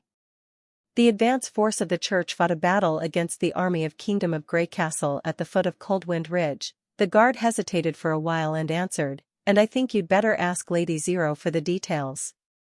"Did the advance force lose?" The guard slightly nodded to her without saying anything. He quickly left to mount a warhorse and then shouted to the coachman, "Let's go." Inside the carriage, Isabella let the curtains down and she was lost in her thought. There were certainly many God's punishment warriors in the advance force, as top leaders of the church only reacted when there's a heavy loss to God's punishment army. God's punishment warriors aren't immortals. They'll also suffer from heavy casualties, facing the harms more than they can bear. Since the church launched the attack at Kingdom of Everwinter, Holy City has already lost nearly 100 of them. I thought Zero had already got used to this situation, but maybe I was wrong. What a heavy loss could it be in this battle, which led to Zero's decision to recall all the pure witches. The coach traveled through the busy streets of the old Holy City and came to a battalion near the cliffs of the impassable mountain range. Like the cathedral, this place was also heavily secured. Isabella got off the coach and stepped into a tunnel which was cut into the cliffs. She passed through many iron gates, walking into the mountain. In the cold light of the god's stone prism, the towering silhouette of Pivotal's secret temple was presented in front of her. Guided by the guard, she directly went up to the library on the top floor.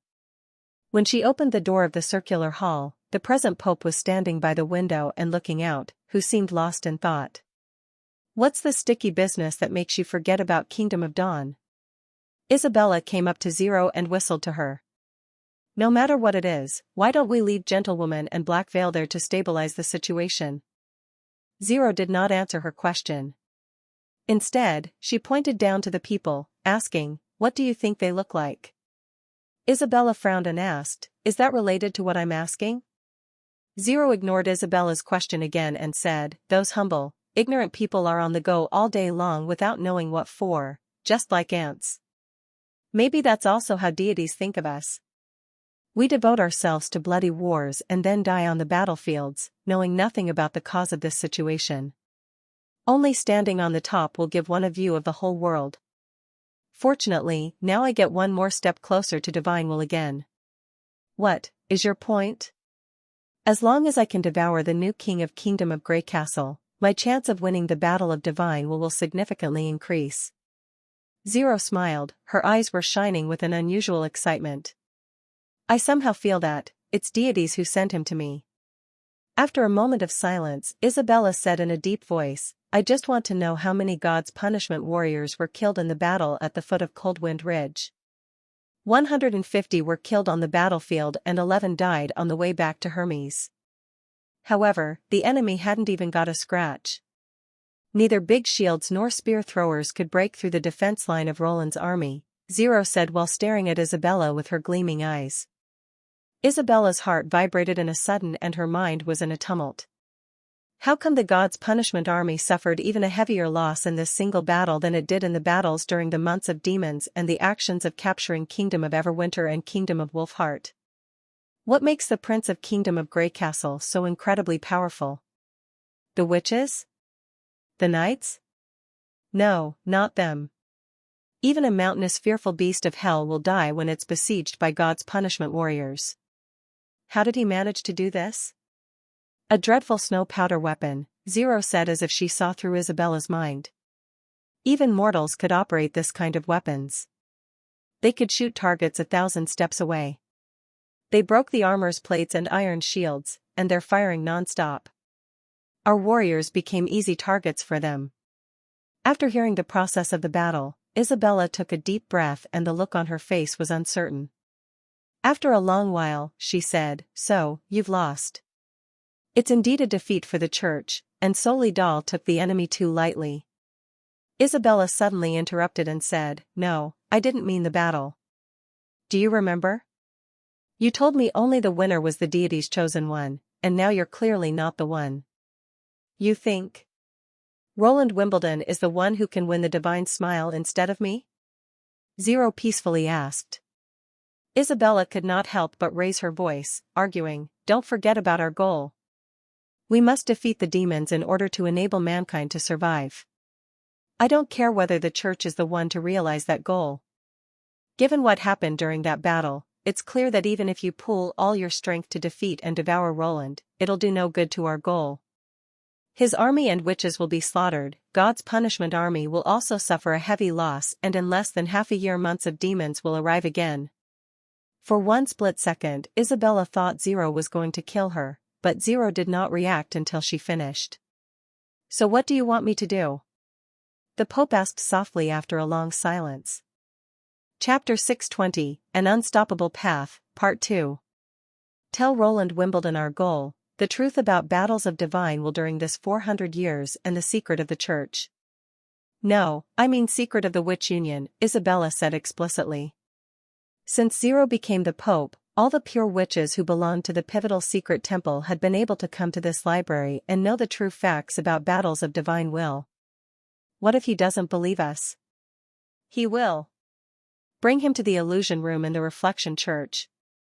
He'll believe everything we say. Or, he'll consider it a trick of the witches. Are you sure he'll devote all his time to fighting demons, once he knows the truth about the union? Zero said slowly. Isabella was stunned. She opened her mouth but failed to say anything. Both of us know those nobles very well. They're interested the most in expanding their domains, increasing their wealth and enjoying their lives. Maybe they'll lead their people to fight against demons when the bloody moon arrives, but how can you be sure that the dandy prince will fight till death facing an adverse forecast? Zero held Isabella's hand and walked with her to the round table at the side and continued, "Isabella, he's just a fragile, weak mortal. His life is short and his willpower will vanish as time goes on. A common cold plague can easily end his life. Even if he believes in us and chooses to fight to his death against demons with the Union, nobody can promise that his people and successors will do the same thing. Are they willing to give up all their comforts and pool all resources of the kingdom to fight such an endless, brutal war? Only the church can do this, as our believers have a strong faith in deities and in us. At least, we should first send a messenger to talk to him." Zero shook her head and said, "Negotiations can't solve problems like this. Indeed, devouring Roland will cause heavy loss to Hermes, but giving in to a secular lord will also crumble the people's belief in the church and destroy Holy City. Roland won't spare us or our God's punishment army as a way of stabilizing his own witch organization. These two choices aren't very different in terms of the outcome. Given that, why do you rest your hope on a mortal man? Isabella hesitated. She saw the point of Zero's argument. Fighting against the prince would probably lead to a lose-lose scenario, but surrendering to him could not prevent Roland from seeking revenge for his witches. If he did so, the church would pay a heavy price and things seemed to return to the beginning. Zero continued to say, the knowledge of weapons isn't exclusive to a mortal, but a mortal can never have a body like that of a witch. Winning each battle of souls, I'll get my opponent's knowledge and lifespan. I'll stay energetic and determined for all my life, and I'll be able to prevent our efforts from being ruined by later generations, no matter how long Battle of Divine will last. In the past 200 years, I've witnessed too many talented people being consumed by the time. No matter how brave and brilliant they were when they were young, they would become dust in the end. This fact alone suggests that I'm much better than him. But, and most importantly, I'm the deity's chosen one, Isabella. No matter who's my opponent, I've never lost a battle. Thousands of souls absorbed by me can testify. Zero emphasized the fact that could not be controverted. Isabella heaved a long sigh. She was persuaded. Well, what's your plan? If we can't get close enough to him, I can't eliminate the effect of God's stone of retaliation for you. Don't forget about high-level sigils left by the Union, Zero answered with a chuckle. No one can use divine will, and infinite is a one-time sigil. Are you sure that you're going to use it for this? Isabella said, frowning. It'll turn the tables on Roland. It's not a waste to use it on ordinary people or demons, as long as it can ensure our victory, Zero said with finality. I'll exhaust all my magic power. It's not a good feeling at all, Isabella twitched her mouth and said. Zero nodded, adding, and you'll faint. Yet it won't do any harm to your body. Once I can approach Roland Wimbledon, the war will end soon. If you lose, we're finished. Zero disapproved Isabella's guess, saying, I never lose. When you wake up, you should be lying in the bedroom of the cathedral. With these words, Zero poured a cup of red tea for Isabella and comforted her. I know you're still hesitating, but don't forget you're raised by me. I chose you as His Holiness O'Brien's pure witch after your awakening and taught you knowledge and combat skills. You know my strength and my determination to defeat demons better than anyone. Generally speaking, I'm the better one to lead human beings in the coming battle of divine will. Well, I hope so. Isabella took a sip of tea and said, but according to the books, infinite is not really limitless, and the magic power can only remain effective for a short time when you're in the soul form. If you fail to catch him, you won't have another chance. So what we need to do first is to find him, Zero said with a smile. Finish reloading. Angle 22, pitch 13, fire. Immediately after the order, the 152mm stronghold cannon set at the very back of the battle line gushed out bright orange flames and a strong airflow which kicked up the dirt and dust in the front into the air. Roland could still hear the deep roar of the cannon with his ears plugged. The soldiers were tiptoeing and stretched their necks to look at the distant mountains, but they still could not see the falling point this time. This is lightning speaking, the shell landed at, almost the middle part of the slope. The little girl's report came to him through the sigil of listening. Good, mark it down, Roland replied. He was busy with directing a long-range shooting amending of 2 new fatal weapons. He started after all the residents of Coldwind Ridge left. As it cost a lot to make these ultra-long-range cannons, he won't let his artillerymen shoot them after spotting the enemy, thus creating the first beyond visual range strike in this era. Roland was clear that he could not rely on the soldiers to correct the angle of the cannon according to the position of the target, so he used this basic shooting amending method. He recorded the point of fall and angles of the cannon for each shooting after the shell landed on the slope. With these recordings, Lightning would report the file number to the artillerymen once she found enemy stepping into the shooting range of the cannon in a battle, and then the artillerymen would adjust the cannon accordingly and fire directly. These 2 stronghold cannons were enough to give a crushing blow to the enemy when they were moving down the mountain.